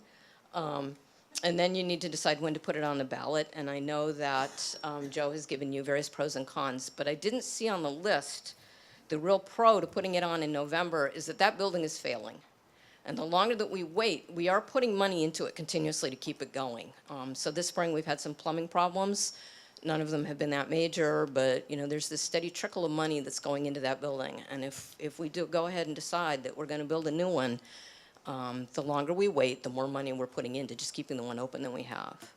All right, so I think that pretty much summarizes what the trustees think. So, thank you very much, questions? Ruth, and thank you for all your work. Oh, well, and we also want to thank the steering committee, because the steering committee said to me the other day, you never say thank you. So, so that's not true. We do say thank you, and we say thank you to each other, and we do really appreciate what the steering committee has done, because they've gotten us to this point that the trustees had tried very valiantly to do on their own, and we really needed that municipal input. So we do want to thank the steering committee, seriously. You guys have done really great things for us. Thank you, Ruth. All right, thank you. All right, please, Colleen. Just to clarify for everybody that there's 3 issues that are going to be or hopefully decided tonight. Yeah, there's some feedback. Yeah. One is whether the select board will put this on for a bond ballot up for vote, whether, and if so, will it be in November or March? And if yes, will it be for construction of the new library with the municipality components as well and the town hall? Or will it be just a renovation of the library and the town hall? And the price tag, of course, differs between those two options. So just to clarify. Thank you. Who's next? In the back, please, if you just step up to the microphone, identify yourself. If you could please just come to the microphone. I'll tell you, our rules of procedure provide that every comment or question must be directed to the select board, but if Ruth is agreeable, I'll be happy to ask her to answer it. And my guess is she will be. 910 Falls Road in Shelburne. And I was just wondering if Ruth could break down the prices for us, like what the library would cost, what the renovations for the Thank you, town Susan. hall and the Thank parking. you. There was a document that was prepared that breaks it out. I think Andrea Andrea's here. would be our best, she's our architect. Okay. Andrea, do you feel comfortable responding to that? Because on something that I had seen, I thought the renovations for the old town hall were going to be about $500,000. I think it might be more than that, but in any event, Andrea, who is is the architect for this project, so I'm going to turn it over to her. That's a great question, Susan. Thank you. Andrea, please step up, and thank you for all your work. Hi, my name is Andrea Murray, Vermont Integrated Architecture. We've been delighted to have been working on this project. To address your question about cost, I'm going to give you some numbers that break these components. However, I will say that you probably can't buy one of these components individually for this amount of money. Because there is an economy of scale, and so when you add all these three components, the numbers together, you'll get that $6.5 million thing. And an example would be right now, because the new proposed library structure is connected to the historic town hall, we anticipate having one heating plant to support both of those building components. If you only bought one or the other, then we would have to break that apart, and then later on, if you went to add to that, it would be another story. So, and I will also say that the numbers I'll give you are construction cost, soft costs, which is the design, and the engineering, and then other owners' costs that we sometimes don't think of, things like furniture or hooking up the telephone, permitting costs. So we've tried really hard to have a comprehensive, what we call total project budget here, so that if you pass a bond vote for a specific number, that everything is included in that, and the library steering committee and board of trustees don't have to come back and say, oops, we need money now for furniture or whatever it is. So just the library and the site around the library, so the site that will be disturbed as a result of the new construction are approximately $5,311,000. So that's the biggest component of this project, is the new construction of this library structure. The site work for the municipal campus, and that piece of it is, relocating the drive so the fire department has better access in and out, improved sidewalks and pedestrian access so people aren't walking right across the parking lot. There isn't sort of a conflict of circulation. That would be approximately $575,000. And then renovations to the historic town hall is a very similar number. So this is, care and love to this building, as well as energy efficiency upgrades, accessibility upgrades to this building. This would be approximately $669,000. But we're proposing doing these all together as one, if the town can afford that, because there is an economy of scale to doing them all at once. Is that good? Thank you. Andrea, while you were up here, did you want to say anything else about this project? You could do it now, later, whatever you want. I would just like to say we're seeing a number of communities around the state investing in their libraries. It's amazing. It's wonderful. I hope you all see that libraries are really the #1 community centers in our towns. They are the place where people of means and people without much can come together and all feel comfortable. They do much more than just house books. They offer much needed place for people who are lonely to come. They offer incredible programs. There are classes, computers, access to all sorts of really wonderful information, and your library is incredible. And I would love to see you invest to any degree you can in that, because it only turns around and affects your community in the long run. So I'm excited. I'm here. I'm willing to stay after to answer questions about the design if anybody has questions. Thank you very much, and boy, do we hear good things about you and the work VIA is doing. Please, come on up. Identify yourself again. Again, I'm Hope Johnson, Air Park Road. I'm going to follow you because you segued into an issue that I can address. I was asked by Katie at the library to talk about the exhibits we do at the library through the Quilt Guild. I approached them about 5 years ago. We had a theme for our challenge quilt. It was Once Upon a Time, and I thought, wouldn't it be great to show these at the library because it's about literature and so forth. So for the last 5 years, every year we show the quilts. And it's a great collaboration. So the library is not only a repository for books and movies and the use of computers and everything else, it's also an art gallery. And personally, I feel if you want to invest in the community, you think about the individual empowerment you get for equal access to information in the context of community, and you can't top that as far as the value to this town. So I just wanted to Thank you, say Hope. that. Who, Fritz, would you like to step up and identify yourself and speak away? Hi, I'm Fritz Horton, chair of that historic commission. You know? I never can say Historic Preservation and Design Review. Historic Preservation and Design Review Commission. I just want to underscore my experience with this kind of facility, and of course, segue right into this building.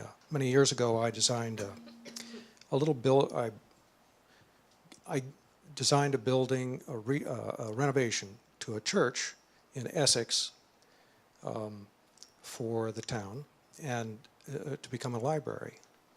And our concept was to make it a community living room. And it is very much that. And that is what they are offering us. They, meaning the library committee, the architects. You've got great architects for this project, as you know. If you've seen the one in Waterbury, you see a substantially, it's similar, very similar, an historic building engaging new construction, a new modern facility, and the two of them symbiotically working together and enhancing each other. The town hall sits there. It's next to the library, joined by a little building that Roland Batten did many years ago. That is not really a community living room. It's this and that.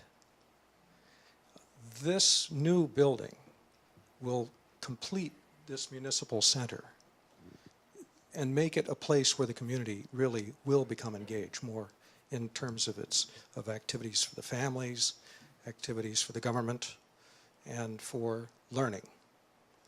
And to miss that opportunity, or to lessen it, would be a great mistake. I would say go for the whole project without fail, do it soon, because I think the short schedule is probably better for construction.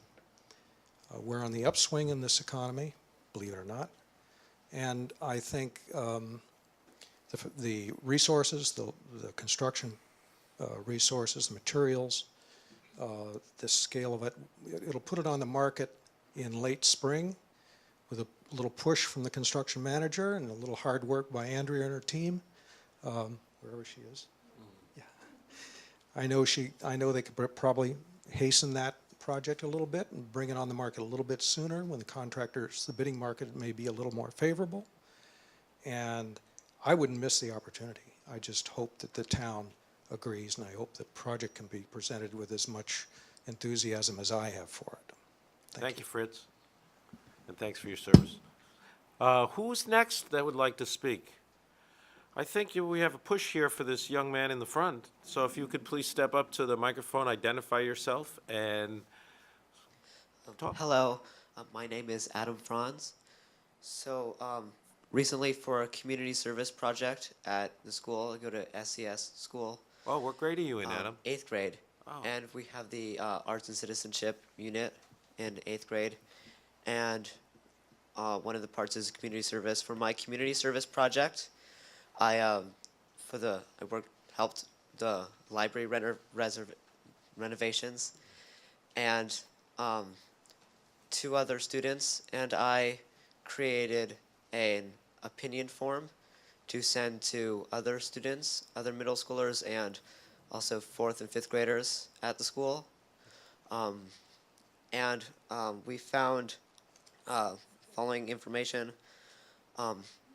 A lot of the middle schoolers wanted a separate teen gathering space in the library that would act as a space for people, them to gather after school, and I guess other times as well. I think they would be a safe and preferable space to socialize for students.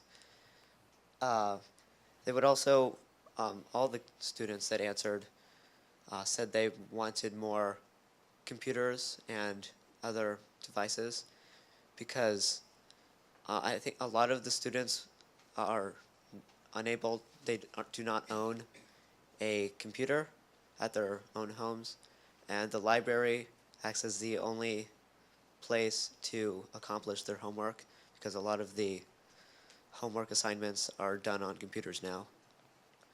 So more computers and space.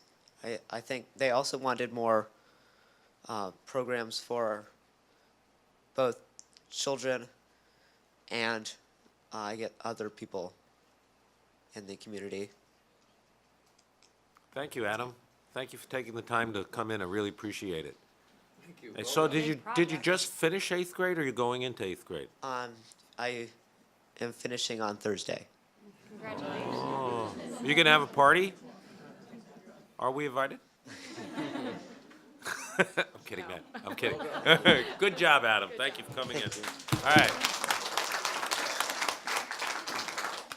Dorothea Pinar, would you please step up to the microphone? Hello, I'm Dorothea Pinar, and I actually wear 2 hats. I'm the historic preservationist on the Historic Preservation Design Review Commission, and I'm also the current president of the Historical Society. And just want to talk about the old building, because I hear some comments every once in a while about, yes, I believe in the new building, in the new library. I'm not so sure we should spend the money on the renovation of the town hall, and I just want to make sure that that is appreciated. It's an iconic building for our community. It's in great shape. It's got great bones. It does need some work to maintain it, and we've seen on some of our older buildings, when we defer the repairs, then we've got big problems. We have some problems at the Pearson with the pillars, etc. So we really need to keep up on those repairs. And of course, as the president of the Historical Society, we do hope that maybe there would be a part of that new renovated space underneath the town hall that the Historical Society might be able to use. We are collecting information, and we are collecting items that we have no place to put, and unfortunately we've been using the vault here, and there is a wonderful old vault in that basement that we can use to keep and protect our items. So just want to put a plug for making sure the town hall is appreciated, and it's, like I said, very well used. It's hard to even get an event there because it's so well used. And I think having the Historical Society there might make us, you know, kind of the caretakers, the lovers of that building. I think would be a great mix. Thank you. Thank you, Dorothea. I think you're absolutely right. It is iconic. All right, so who's next? I think someone chose herself to come next. Hi. I'm Sue Furry Irish. I was the first children's librarian at our library when Adam was a toddler. It was never designed to be a library. It does not serve well as a library. In fact, it was originally designed as the municipal offices, and you've all moved up. So I think it's time that the library be renovated. That was part of our long-term plan when Marty Fisk was here, which was more than 15 years ago now. So I think now is the time to do it before it gets more expensive. And one of our major goals, I will say that the basement is where the children's space is, and it's not a nice space for children. There's no light there. I used to have to pour out the dehumidifier several times a day because so much moisture collects there in the summer. There is, as Dorothy said, a vault, and there may be two, but a vault is not appropriate for a library. It is not designed to be a library. One of our major goals, I was beginning to say, is to make it a vibrant community space. And in this time of inequities, it's enormously important that people have access to computers, to meeting spaces, etc. So I think I've said more than my 3 points, but anyway, thank you very much. Thank you very much. All right, why don't we take you, please? Oh, hello. Yes. Hello there, I'm Kelly Story. I'm a resident of Shelburne. I live over on Thomas Road. I have two boys. Ian's 12, he goes to SCS. Jonan's 10, he goes to SCS. And we're a middle-income family. I work at a nonprofit. My husband is a math teacher at Virginia's Union High School. And I wanted to say that we are in favor of completely redoing the library, even if it means that it's going to have an impact on our taxes. We moved to Shelburne because we wanted our children to have a good education.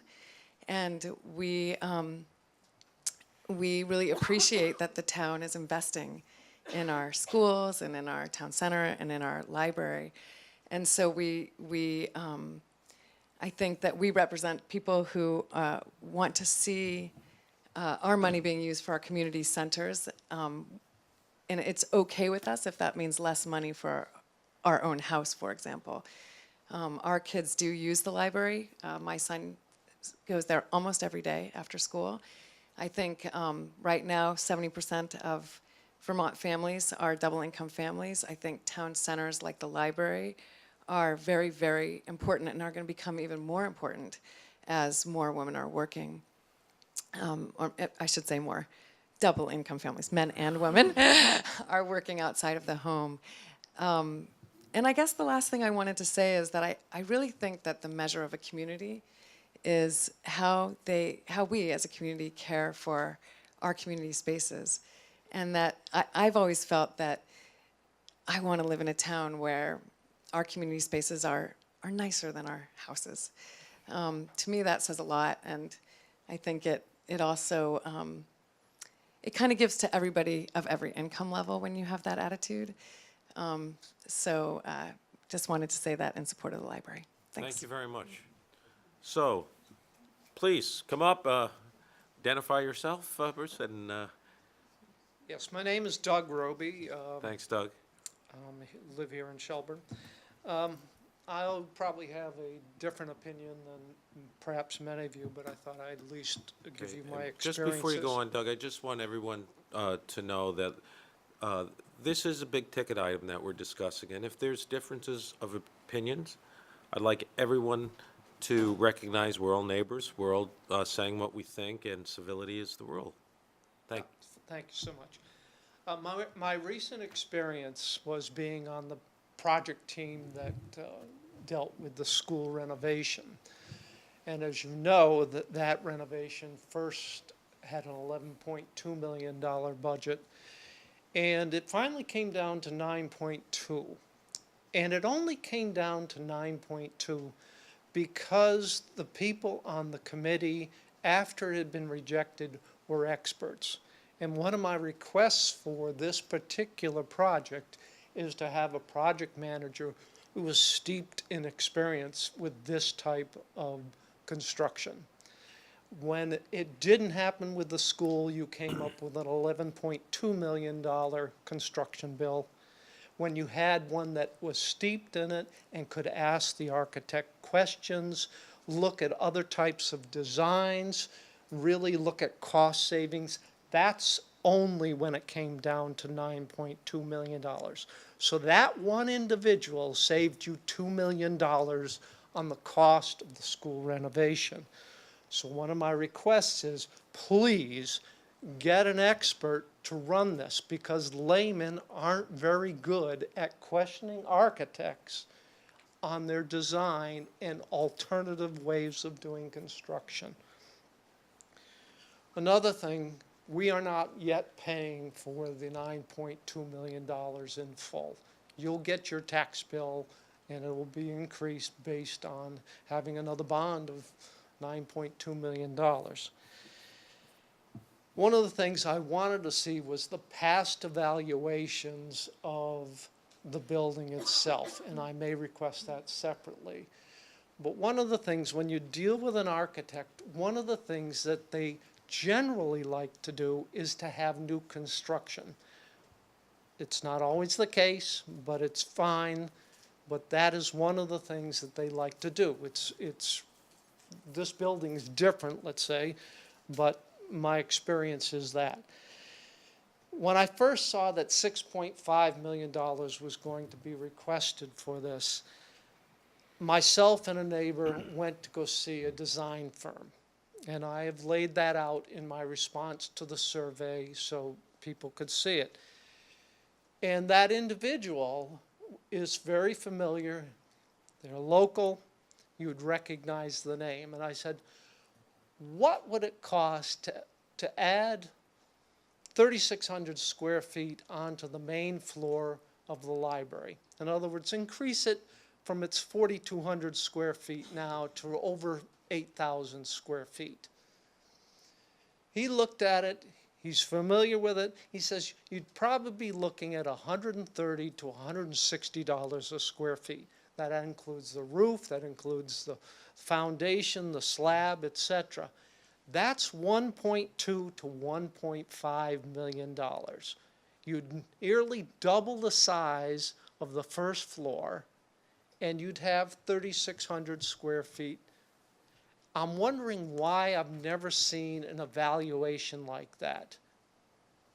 That's my question. In other words, is that impractical? Is the building falling apart so much that it couldn't take that? But that's the evaluation. And that individual, that consultant, I was willing to pay and say, I'll give you $1,000 just to give me a general idea. He said, I'm going to wait for the vote. Okay, and when the vote came in at 57 to 40, he said, that seems to be the town. But I look at it from the perspective of, is this really worth the $6.5 million? Would you be happy spending 1.2 to 1.5 and nearly doubling the size? If you're not, great, but I'd like at least to have an alternative, because right now, my feeling is we've been given the choice between a Cadillac and a Continental. There was no Chevy mentioned, there was no Hyundai mentioned. It's just, what can we have for another building? That's my opinion. Thank you, Doug. Is there, next person, would you please come on up, take the mic, identify yourself? I'm Allison Myers. I live on Summit Circle, and I'm going to preface my comments because they may sound negative, but I am a big believer. I love the library. I visit the library probably weekly with my son. I'm very much for the library, but sort of to echo the gentleman who just spoke, I'd like to understand a little bit more about the fiscal side of it. It is a big bond. We're in the process of finishing a beautiful school that has a lot of multi-purpose classrooms that I've used for meetings already that are wonderful. So when we talk about town meeting spaces, could that be an underutilized resource in town that folks without school-age children may not have seen or know exists? I understand we don't want to keep pouring money into an old building. I'm curious, will the operating costs of the new building be less than what we've had in the past? And can we expect to see sort of the town budget after it's built perhaps be less than it is today, or will that increase? And I think I had another question that I'm forgetting what it was, but I'm just sort of curious. Oh, and has there been consideration to do part of the building from any private fundraising versus totally public of the town, some sort of a combination approach to perhaps lessen the burden on the taxpayers, but also accomplish what we're looking for? Thank you for your comments. I will just briefly address your last comment. We spent actually several years trying to secure private funding for this. We've had a couple of different consultants. This started before everyone on this board except me was even here. It's been ongoing that long. Then we hired, the Library Board of Trustees hired someone else to check for private funding. And we sought that, and we tried it, and it didn't work. It just didn't work. It was good. It's a good question. That's the first thing we tried, and it was not successful. There's a general feeling, I understand, that this is a municipal building, and it should come from the municipality. I think that's a fair comment. But as far as costs, is there anyone here who has some knowledge, who's working on this, on what the expected operating costs might be? Andre, do you have something on that? Thank you. It was a very good question. Just briefly, one thing I would say is we were approached by Efficiency Vermont, which is our energy efficiency utility in the state. They actually paid us to do some research and to do some energy modeling for the building. And the building that is proposed for you folks is what we call a net zero energy building. I should say net zero energy ready building, which means that all you have to do is put the solar panels on it, but an incredibly efficient building with a very, what we call tight envelope. So very well insulated and air sealed as well as ventilated. It would be a building that would be 100% electric. So there would not be a dependence on fossil fuel other than where your electricity comes from, and that is, of course, your decision. So we went through this exercise of modeling this building compared to a base code building, which is just what the energy code requires you to do. And I think what we realized is that the additional cost to put that added insulation in would pay for itself within about 10 to 15 years. And after that, you're pretty much sailing home free, and the savings would probably pay close to, or pay some of your debt service on your bond. So in some respects, that is a really good investment. The other thing is we're not investing in the, we haven't gotten into design enough to determine all of the materials and things, but we're looking at materials and systems that are not, the Mercedes, but they're durable, hardworking, healthy, local materials that should last a long time. So maintenance costs for the next 10 to 20 years will be minimal. Because you have a new structure and a newly renovated structure. And then thereafter, there will be some cost associated with that, but it should be minimal. And we would work with you folks throughout the design process to make decisions, we call it life cycle costing decisions, about what materials to invest in that will require less maintenance going forward. So I think we've got a good basis for an efficient, effective, and affordable building Thank you. strategy. Andre, could you just let everyone know what's the life expectancy of this proposed building would be? Yeah, I think we were charged with designing a building that would be, 50 to 100 years.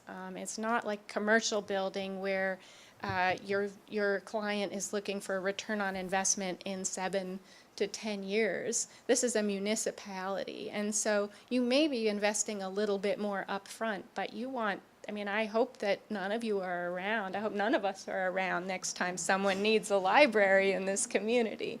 I really think. I'd like to be here in 50 years. Maybe I didn't say that well, but. I got a wife I love, I want to be with her. Yeah. At the library, right? At the library. Yeah. She's a former trustee of the library. Does that All right. answer the question? Yes, thank you very much. Who is, Just to make, one point, I'll make it as brief as I can. It was probably 2 or 3 years ago, before we had our previous architect, and we did run through a number of scenarios where we tried to work out a design and cost of just rehabilitating the current library. And every time we ran that scenario, the result was either it was the exact same cost of just starting new with a fresh new building, or it was in fact a little bit more. So when I started on the committee, that was my inclination. Why start fresh? Why can't we rehabilitate what we have? But the answer from the architect, and we ran a number of scenarios, was simply it did not make sense from a fiscal point of view. So we did run that exercise. thanks, Joe. Colleen, did you want to add something? That was exactly when we first, when we first created this, the library steering committee, we really started from scratch and reinvented the wheel, even though people much smarter than me had already worked through these numbers.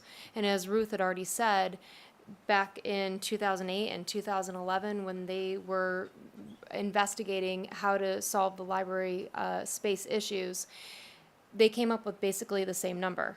But we still started from scratch and sought to try and do it for a less expensive option. And in the end, this is what made sense financially, space-wise, planning for the future, what the community needed and wanted. Thank you. So who's next?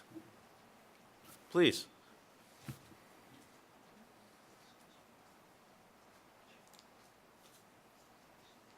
Hello, my name is Kate Cross. I live on Bacon Drive, and I have 2 sons. One is in 4th grade, excuse me, at SCS, and one is 5. He's just finishing preschool and will soon go to SCS. Like Kelly's story, I'm a double income family, and I echo her feeling that I feel part of the reason I moved here to Shelburne was for the excellent education I knew my children would get. I came from southern Vermont. I'm a Rutland native, so that should sort of give you my perspective. And I wanted to give a different view of what the library is to me, because I'm an aspiring author, and I use the library as a connection to the outside world. I request a lot of special books that come in from other libraries around the state that I otherwise wouldn't have access to. And that's really meaningful to me. It's actually kind of funny, my kids now request books because they see me doing it.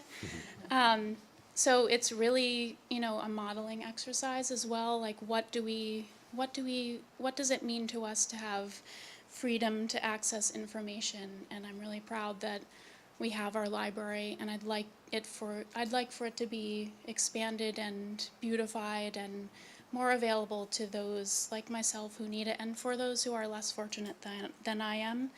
And I also echo Hope's views that it is an art space and a meeting space, and it's super important. So I hope that we can put it to vote. My husband is an architect, and I have asked him again and again, as this has bubbled up in the community, can't we just do this for cheaper? And he keeps telling me no. So, so I'm pushing the envelope as well. But thank you all. Thanks for hearing my comments. Thank you. So, who's next? Before you speak, Susan, we'd just like to give everyone a chance to speak once. It's after everybody has a chance to speak. Sir? I'm Roman Vogel from Hallcrest Road. So we moved here like 15 years ago, and I've run kids through Shelburne Community School. And so for us in this town, the three main pillars have been Shelburne Rec, the school, and the library. And now that I'm getting kids in CVU and we're moving on a little bit, that library is the main one. I don't get to go to SES so much anymore. But as far as an investment in the community, I just feel like the library is one, it's more for everybody. Everybody knows the school is great to attract younger families to the town and, make it a, great education, all that. But the library kind of goes, I see every generation there. And when we go, and my kids are older, we're no longer going downstairs to hang out with Katie in the kids' room. We're upstairs in different parts of the library. But as an investment in the community, I feel like it's for everybody that's here already. That's, that bond for the school, that was a big one. And this is a big ask too. And any money we could save would be great, but I feel like it's a really good investment for the town. Thank you, Roman. Anyone else who hasn't spoken yet? Okay, two people wanted to speak again. If you could please come on up and identify yourself again, Susan. Identify yourself again. Yes, Susan McClellan. And I'd like to talk about the elephant in the room, which of course is property taxes. This will be a big bond. We have the school bond that we're going to be paying for soon. We have stormwater coming up for, $3 million. We have a new fire truck that my husband will love. But I think the property tax issue is an elephant in the room. And I'm very much for libraries, I really am. But I would hope that we could scale it back a little bit. Thank you. Thank you, Susan. Can I make just one comment? Please. So that's a great question as far as our current debt and what's going to be retired when. And I thought we had. Peter, do we have we put together a slide just for information in terms of our debt load currently and in the future and what the cost is of municipal debt. So this, can you go to the 6.5 there? So Peter, you might need to help me read it because I can't see it from here. But the FY, this assumes that the bond passes in November and shows what the cost of municipal debt is per $100,000 of assessed value. So Peter, you might be able to read it off in a way that I can't, so people can. Yeah, and this graph just basically shows the blue section is our existing debt that we have in place now, obligations that we're currently paying on. The section up just above that in red is the fire truck bond. That's new debt that we're counting on, and that'll start this coming fiscal year. And then the library bond would be the green section over and above that. So the numbers at the top would be what the total cost per 100,000 would be of the total debt. That's the library as well as the existing debt plus the fire truck.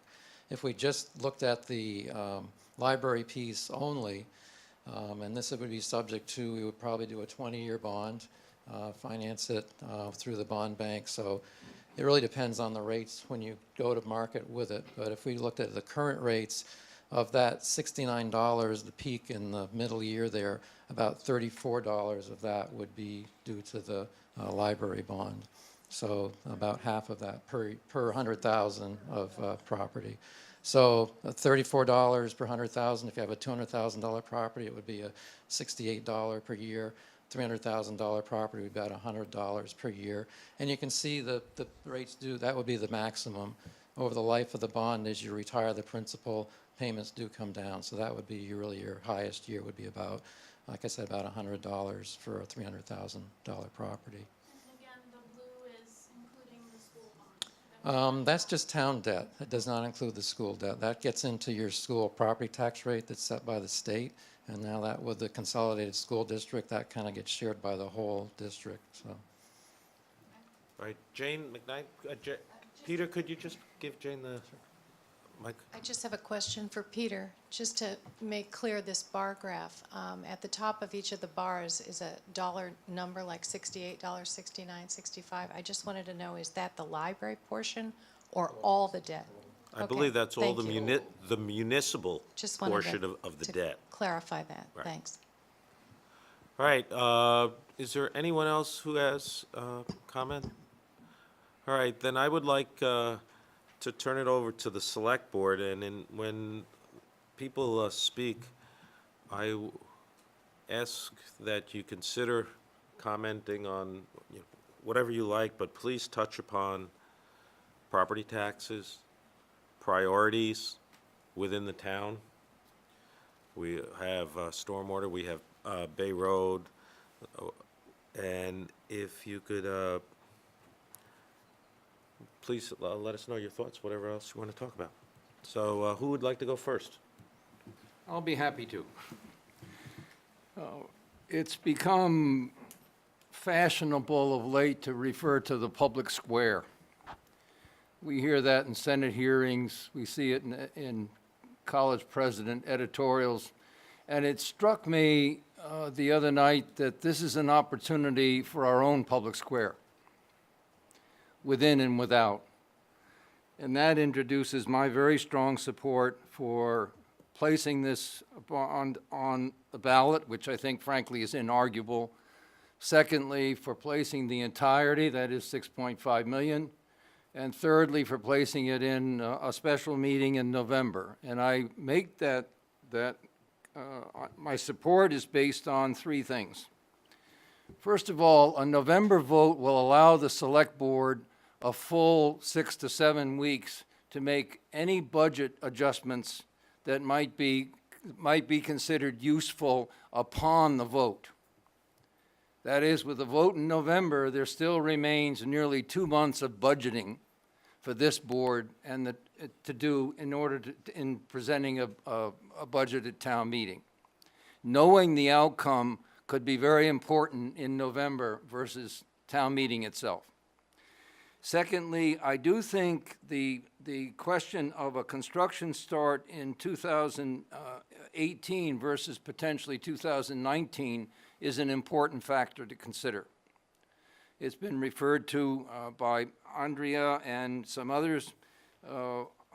Cost, it's not only a question of the trajectory of increased costs over time, but it's a question as well of continued expense on existing facilities in that interim.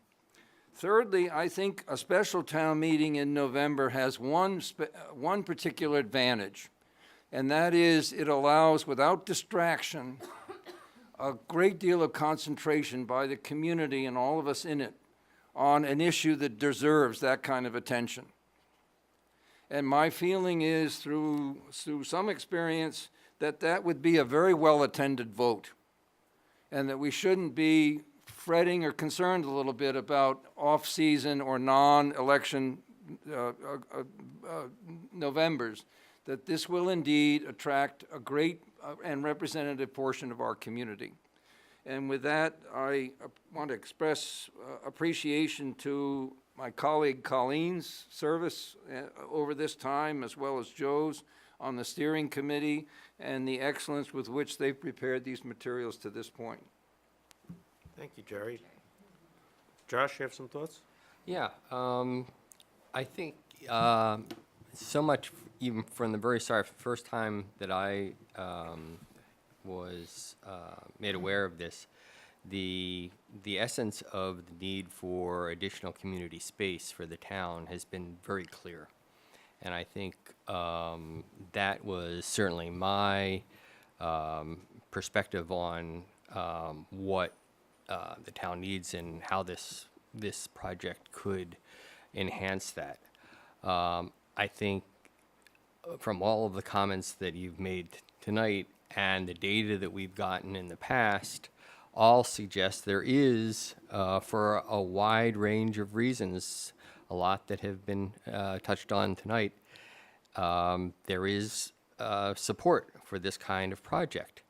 However, I think it is also very legitimate to ask the questions that some have asked about the elephant, about property taxes, about how can there be such a great difference between the figures that Doug Roby presented and the figures that have been presented. Certainly not my area of expertise. I can offer no answers about that. So I agree a lot with Jerry's overall concept of this. My only question in this is if a 6.5 million bond goes through, is that an either or? I mean, is that it's a one-shot type of thing? It's like this is the money we're putting. How do we address the questions that are brought up? Is this is this the best design? Is this the best expense? Or the total expense for this project? Are there any savings that can be made? I don't know how to wrap that into a one-figure bond issue.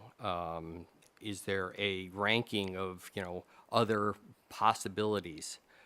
So these are just things that I think should be considered in this. So in whatever vote I may have in this, I think the most important thing is that certainly my opinion is not any more important than anybody else's, and I think certainly the voters and the taxpayers need to make this decision. Thank you, Josh. John, you got something? Sure. I agree quite a bit with both Josh and Jerry in their comments of making this a item in a special meeting in November so that it gets the proper town-wide attention. I have a little different spin that I'd like to introduce here is I think we ought to give the voting public the option of selecting what they want instead of what we want as 5 members of a board. I think that we should, offer the whole project with description so people know what that is. I think we should offer a new building only type number so that people know that that's what they're interested in. And then I think we should offer a combo of a new building and a renovation so people see those numbers. And allow ourselves to have the headroom if something else comes up, like stormwater, like a bridge on Bay Road, things like that, to be able to put something on a March vote if we need to do it. I'm not suggesting that we do, but we also, we have to manage risk a little bit. So I would think that maybe that would be the way of giving the, the voting public the opportunity to kind of go through the a la carte menu, if you will, and select what they want. We know there's quite a bit of momentum around doing something on this site for this project. So I think it's inevitable that we're going to end up with something. It's not clear as I sit here exactly what that'll be in the first go-around. So that's kind of what I would propose we would do. Thanks, John. Colleen? So I guess in response, John, to your comments about, I think that you're absolutely right as far as capitalizing on not just current interest rates, but also on planning and cost of construction. A November ballot is the appropriate time to do this so that we can maximize obtain the best bid during the winter for a springtime start. It also decreases our construction costs if we can get the building envelope up during the summer, and so it doesn't have to be winterized during when winter hits. I think regarding the options to give on a bond ballot, it makes it, I think, a little bit more confusing and possibly can lead to a conflicted result. If you put, 3 different options and people are like, well, what am I voting for? Am I voting yes for this and no for 6.5 million? And then are they voting also for a yes for the 3 million too? Then I think it can be confusing and it might be really hard to tabulate at the very end. And I believe that's the reason why most of our votes, I think all of our votes are usually yes or no answers. And we've had enough community involvement and input and planning from so many people in the community that include people that aren't even in this room now, that we've done due diligence to the magnitude of the project. And everyone involved has come forward and I want to make this very clear about the 6.5 million versus 3 million, is that the Library Steering Committee unanimously chose to put forth the 6.5 million to the Select Board, not the 3 million. And the reason for that is that the 3 million is a $3 million Band-Aid. It just fixes the basic construction problems with the existing building. And we've heard from many people tonight that the existing building is the problem, not just that the roof is leaking. As someone very articulately said, we'd just put a new roof on if that was the only problem. The 6.5 million shows forethought and planning, and not just for right now and what the community right now is saying that we need and that we want, but it's also showing planning on our part for the next 20 years. And I think that VIA and Energy Efficiency Vermont has really really argued really well that we're going to be saving money in the long term, and that's really what we're supposed to be doing. Is we're supposed to be planning for the long term. We're not supposed to be planning for just 10 years from now. Gary, with regard to taxes, I think that somebody had mentioned about the school bond, and that is 80% of our property taxes. This is 20% of our total property taxes, and $34 per 100,000 square feet of property, or $100,000 of property taxes is a good investment.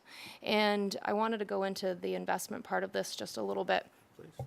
You know, people have touched on this, and Jerry, I think you did a really good job about this as an investment in our community. There are other communities in the state that would love to have what we have here. We have this beautiful little town green and town center, and there is an investment on every taxpayer in the community to maintain that and to build it to be what we need it and want it to be. At an earlier meeting, South Burlington, somebody had mentioned South Burlington and how they were only putting possibly a bond for $4 million. And how is it that South Burlington is a much bigger community and only needs a $4 million library, and we need a $6.5 million? Again, the $6.5 million is not just for a library. The library is actually $4.5 million. But that's because they're trying to create what we already have. We have this town center, and now it's time to invest a little bit more money into it to maintain it so we don't lose it. And that is one of the reasons that people come to Shelburne is for the schools, no doubt, but it's also for what we offer in the center of our town. You mentioned Bay Road Bridge, and we've been dealing with that now for how many years? Long before I've ever been on the Select Board. And Jessica, you mentioned during your presentation that you're meeting with Dick Mazza, is that correct? And who's the head of the Department of Transportation, specifically about where we stand in the state's priority list on receiving state money for that bridge. And so in good conscience, I can't see how we would ever put the Bay Road Bridge on for a bond ballot in the next year until we have that really situated. And every indication has been that we will receive state money for that. And we should. And I think that that's on its own timeline. And to put that on to compete for something that has been in the works for over 10 years and has been listed as a priority for the Select Board, I think would be doing a disservice to all the work and time that has been done on this project. Stormwater, that is an impending, looming problem, but it's not the only problem in our town. And this is also a problem, and this is one that's very well supported by the community. And so again, I think it deserves its time in the sunshine, and that means a bond ballot vote. And I think that it's pretty clear, at least to me, that it should be the $6.5 million. So I feel comfortable moving to place this on for a bond ballot vote for November 7th, 2017, for the construction of a new library, renovations to the town hall, campus improvements at the estimated amount of $6.5 million. And that's my motion. Oh, don't I have a chance to talk too? Yes. But I'm making sure that while I was on a roll, I was just going to make my motion. Okay, we're gonna delay. Okay, well, there is a motion on the floor. Do you want to go forward with the motion now? Yes. Okay. It's kind of like what life is like at home. I'm kidding. She's perfect. All right, so there's a motion. Is there a second? Second. Seconded by Jerry. So now we'll have a discussion, and that's when I'll tell you my thoughts. I'm going to give some thank yous here. And I'm also going to reflect a bit on what we're here for tonight. I'd like to also talk a bit about the necessity for information and mention some of my concerns and some of my reasons for how I'm going to vote on this motion. So first, some thank yous. This has been a long, long project. This select board has worked hard on it. The town manager, the town librarian, the library board of trustees, the library steering committee, people who were on the select board years ago, people who were on the board of trustees for the library who are no longer there. There are many people who've put a lot of time and effort into this, and they deserve a lot of thanks. What we're here for tonight,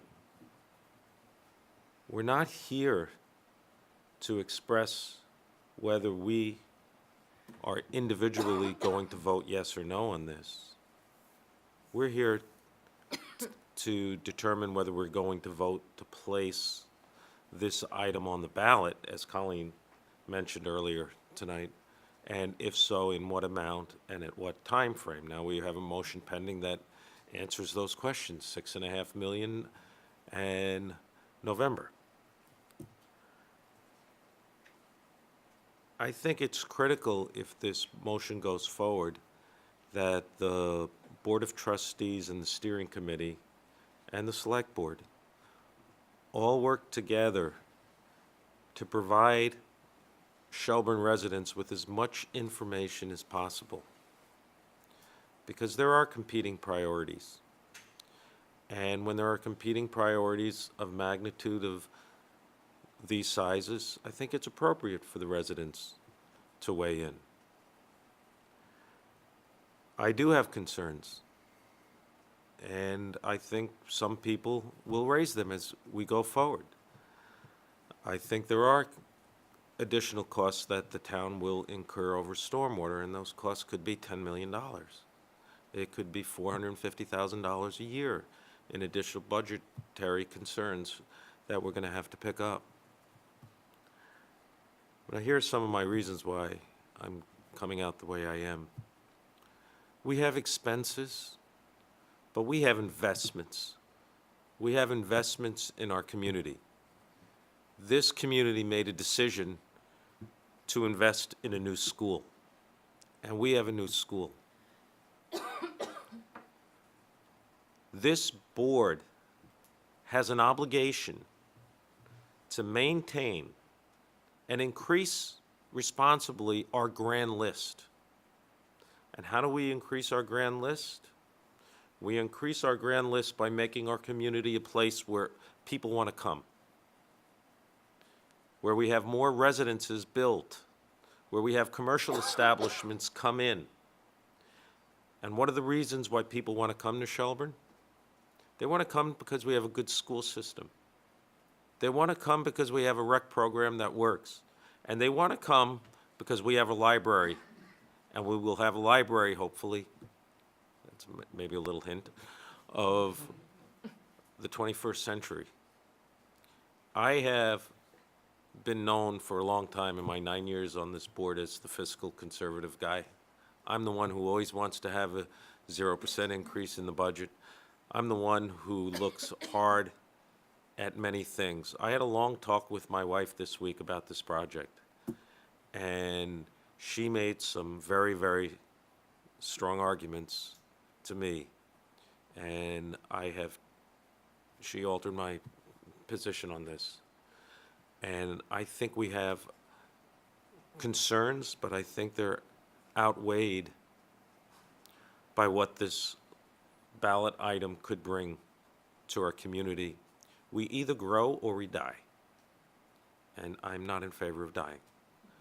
So I am personally in favor of placing this on the ballot for $6.5 million for an election in November. Is there anyone else who has a comment on the board? Yeah, I just wanted to follow up, on John's comments, and my only concern is that it doesn't, again, it is the one-size-fits-all type of thing. I mean, and if we go forward, which I'm not against per se, with a $6.5 million bond, it is, that's one size fits, that's where we're going. It doesn't address John's comments that, maybe there are some other choices around. If that's the one choice we have, then I think it's incumbent on everyone involved to make sure that possibly it could come in less than 6.5 million. And I think there should be an effort to make that, because this is, as I said, it's a good investment. I think is something the community needs, but I do have concerns about the effect on spending and property taxes. So I don't know how to resolve those two. I do. This is a If anybody discussion. knows anybody who will donate $5 million, we could make this $1.6 million. I like it. I like it. I don't even need a check.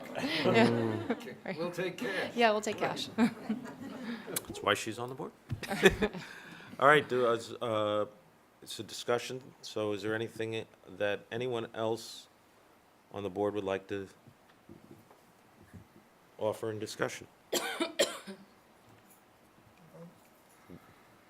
The motion, correct me if I'm wrong, is to place this item on at $6.5 million on November 7th, 2017, for voter consideration. Is that correct? Correct? All in favor? Aye. Opposed? Aye. You One more second. nay. And were you an aye? I was an aye. All right, so the vote is 4-1. And that's the direction of this board. I want to thank everyone for their comments. I want to thank you for your civility. This is a big issue. And so thank you, everyone, for coming in, participating.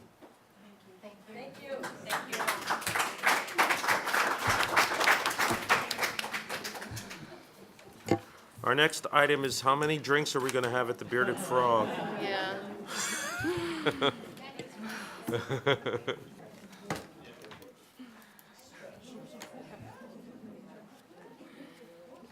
Item number 12.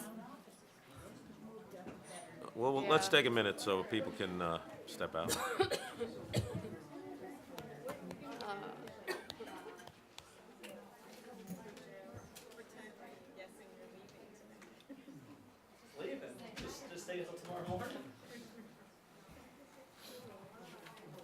You're a trooper, Jessica. Such fresh air. Such fresh air, it's unbelievable. All right, item number 12. Consider approving Vermont Bond Bank application for one, the purchase of the Quint apparatus for the fire department 2, $131,800 SRF wastewater payment. 3, authorize town officials to be representatives on behalf of the town in matters relating to the Bond Bank Series 2017-1 loan and the RF 1-186-2.0 state revolving loan. Joe, I'm definitely turning this over to you. And I'll turn it over to Peter. These are all loans that we've had approved, but it's just submitting the applications or in certain situations, just ensuring that town officials can sign on behalf of the town on the board. Yeah, it's really just the paperwork that follows the bond issues for the water bond and the sewer bond at this point, and so that we can start drawing on the funds and complete the loans. So there's just documents the board has to sign. It does require action by the select board, so that's why it's on your agenda. All right, we have 3 separate motions. I won't give everybody a chance to talk if they want, but Joe, I think we can go ahead and move all 3 at once pursuant to the reading of the agenda and save reading it again. Yeah, So would someone like to So moved. move? Second? Moved by Colleen, seconded by Jerry. Any discussion by anyone? Anyone here have anything they'd like to add?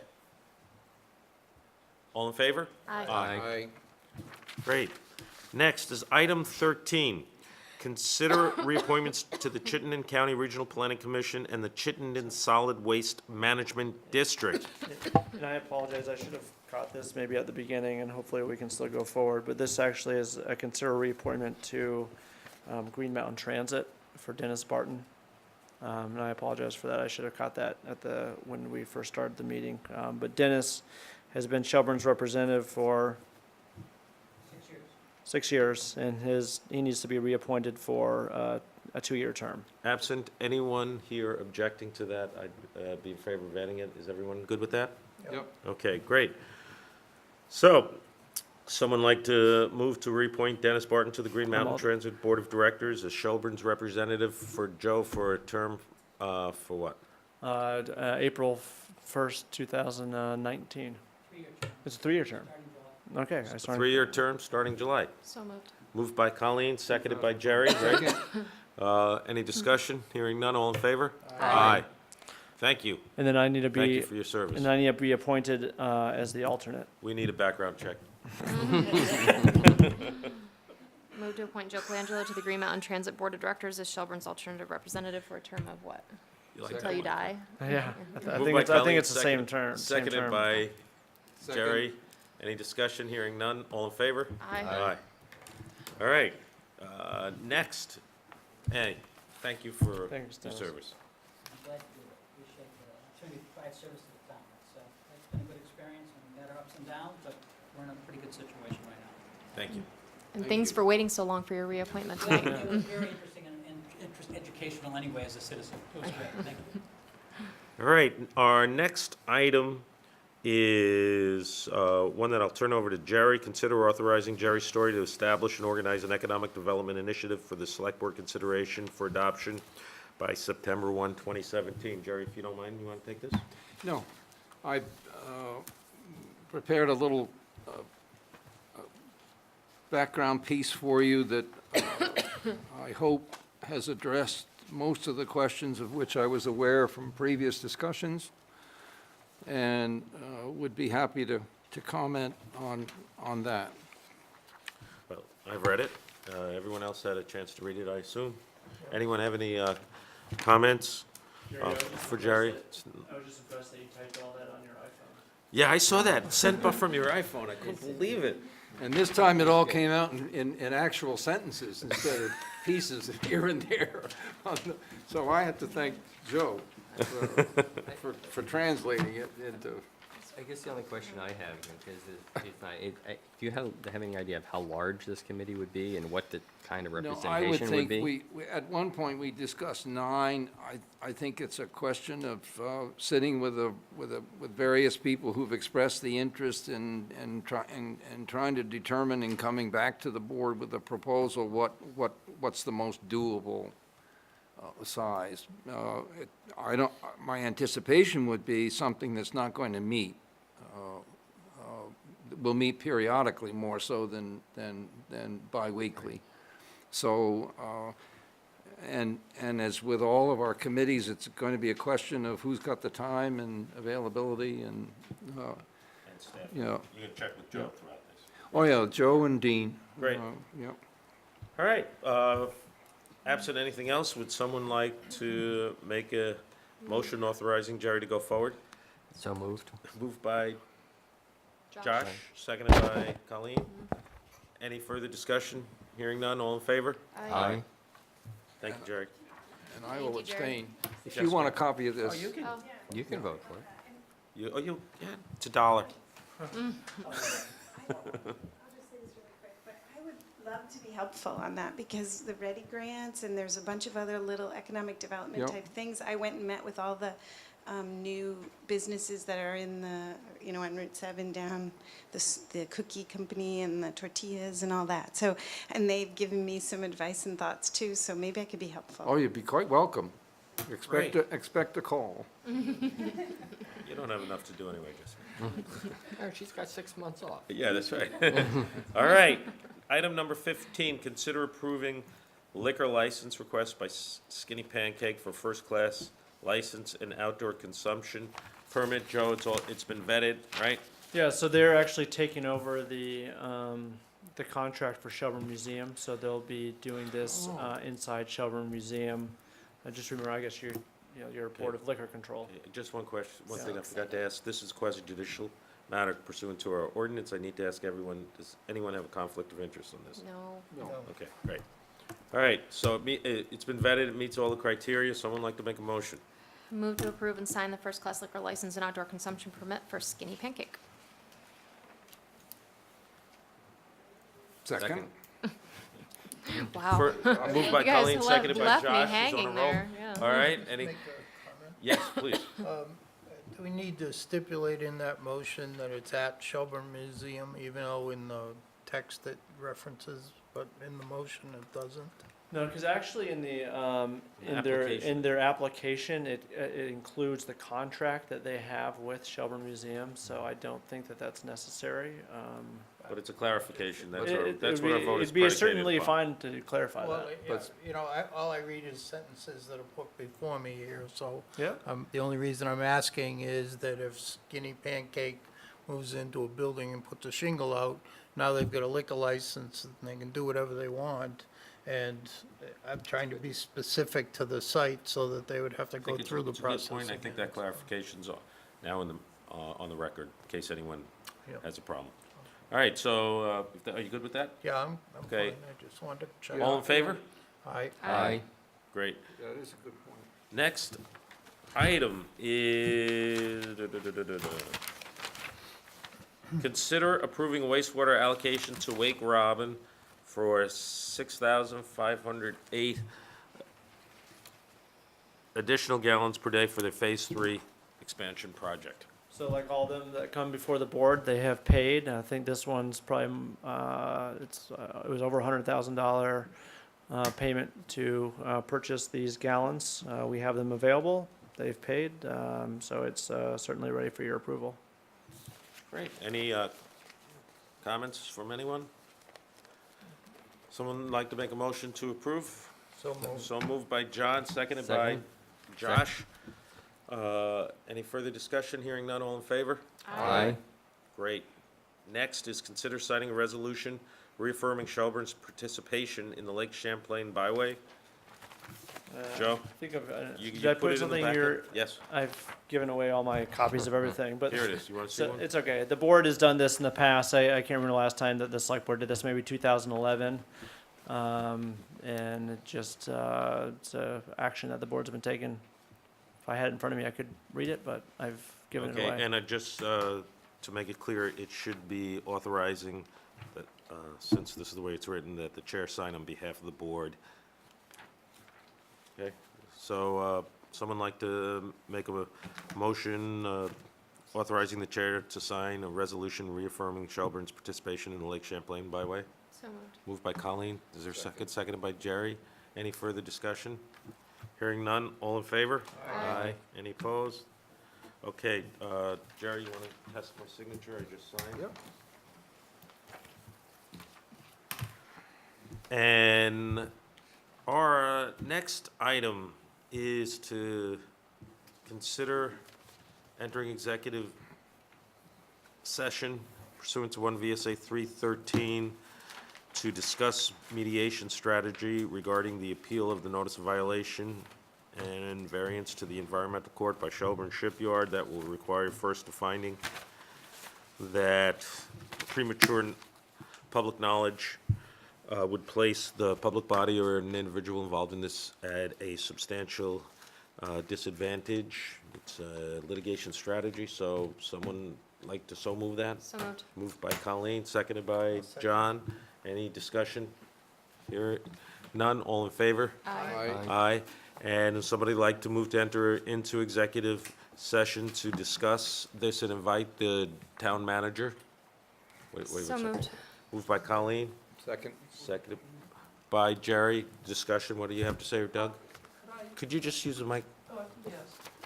I'd like to make sure I can come in and take a look at the evaluations that you had for the library over the last few years. I know I mentioned it, that I'd like to see them, Could you just pass you it? know. You know, why you're gonna vote that you have voted, but I just wanted to see what it is about that building that does not allow for a cost-effective expansion. I'm happy to share all the information I have. Okay. Okay, thanks, with the Doug. public. Thanks. All right, so, that was a little, not quite on the motion, but. All in favor? Aye. Any opposed? All right, that'll be, you can, turn us off. We're not coming back to do anything else. Thank you very much. Thank you, Peter, for the.